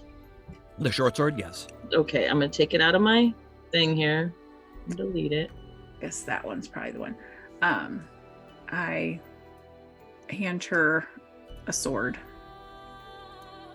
Can we put this in unless one of you wants to use it, or we can sell it? What kind is it? It is a Frostbrand longsword. Frostbrand longsword. I will add it to the loot. And you know it's the sword that Aribell uses all the time.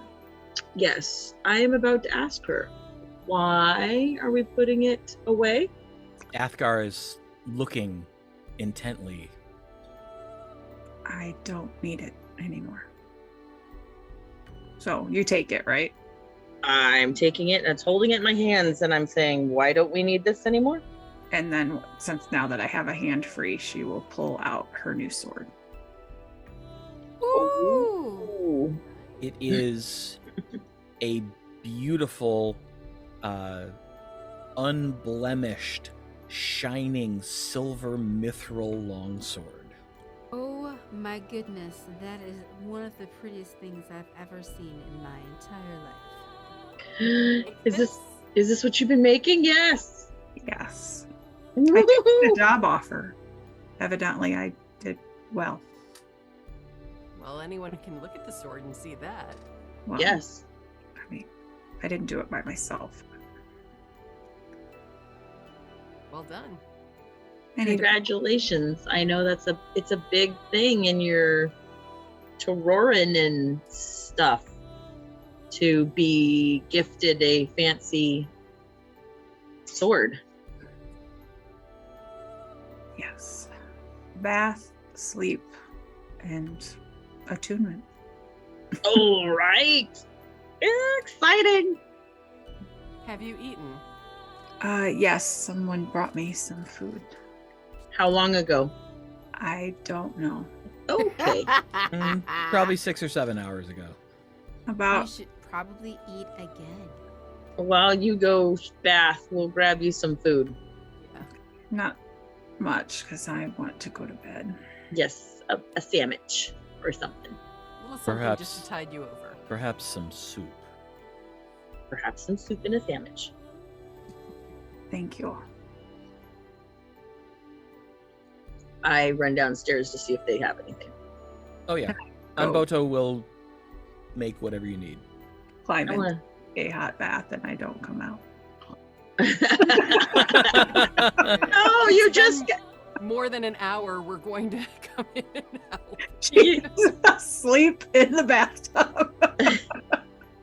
Jeez, you just got mithril heart, no drowning. Oh yeah, I would have told you all the names. Mm-hmm. So I try to wake her up. Hmm. You fell asleep in the tub. Oh. The water's cold, you're naked, you should probably go to bed. Thanks for not sending Athgarr. If you hadn't awakened when I tried, I was going to have to need help getting you out of the tub. So show me that you can get out on your own and I'll leave you be. She sits up. It tries to I hold up a towel. Her arms are noodles, but she manages to get up. I assist. I hammered all day. You are clearly exhausted. Why don't you let me just walk you to your room and I'll pull a nightgown over her head. She just lays on the bed with the towel and takes the blanket and covers. And I'll cover her up and There's She's this- out before you even leave the room. Oh, there's sandwich and soup on the table. we'll Don't just tell me leave you it didn't- here. Yeah, don't tell me you didn't eat it. I'm sure she'll wake up in the middle of the night, have a bite, and then fall back asleep. Cold soup sandwich. Sandwich Better will than still be nothing. Okay. Yeah. Well, you all have a very pleasant long rest. And that's where we're going to stop. Woohoo! But before we finish for the evening, welcome to level 15. Woo! Yay! Level 15? What did I do to deserve this? Really? Saved Athgarr. I mean, well, Athgarr. I didn't have any. Souls. I didn't participate in that. Yes, You you did. did. Oh, what do I get? Level 15. Sweet. Sweet mother of pearl. Mm-hmm. Yay! So you all can figure out the particulars between now and next time, and I get nothing. remind me that next time we will start with rolling hit points. Hit points. But Oh my gosh, I'm That's- so excited. that's definitely enough for tonight. Whew. Yeah. Thank you. So Thanks, Easter Bunny. thank you for watching. Biggest compliment you can give us is your time and attention, and we do appreciate it.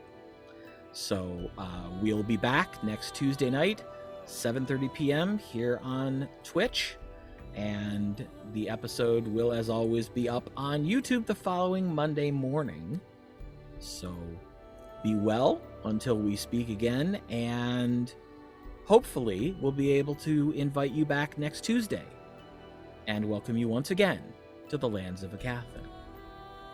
Good night, everybody.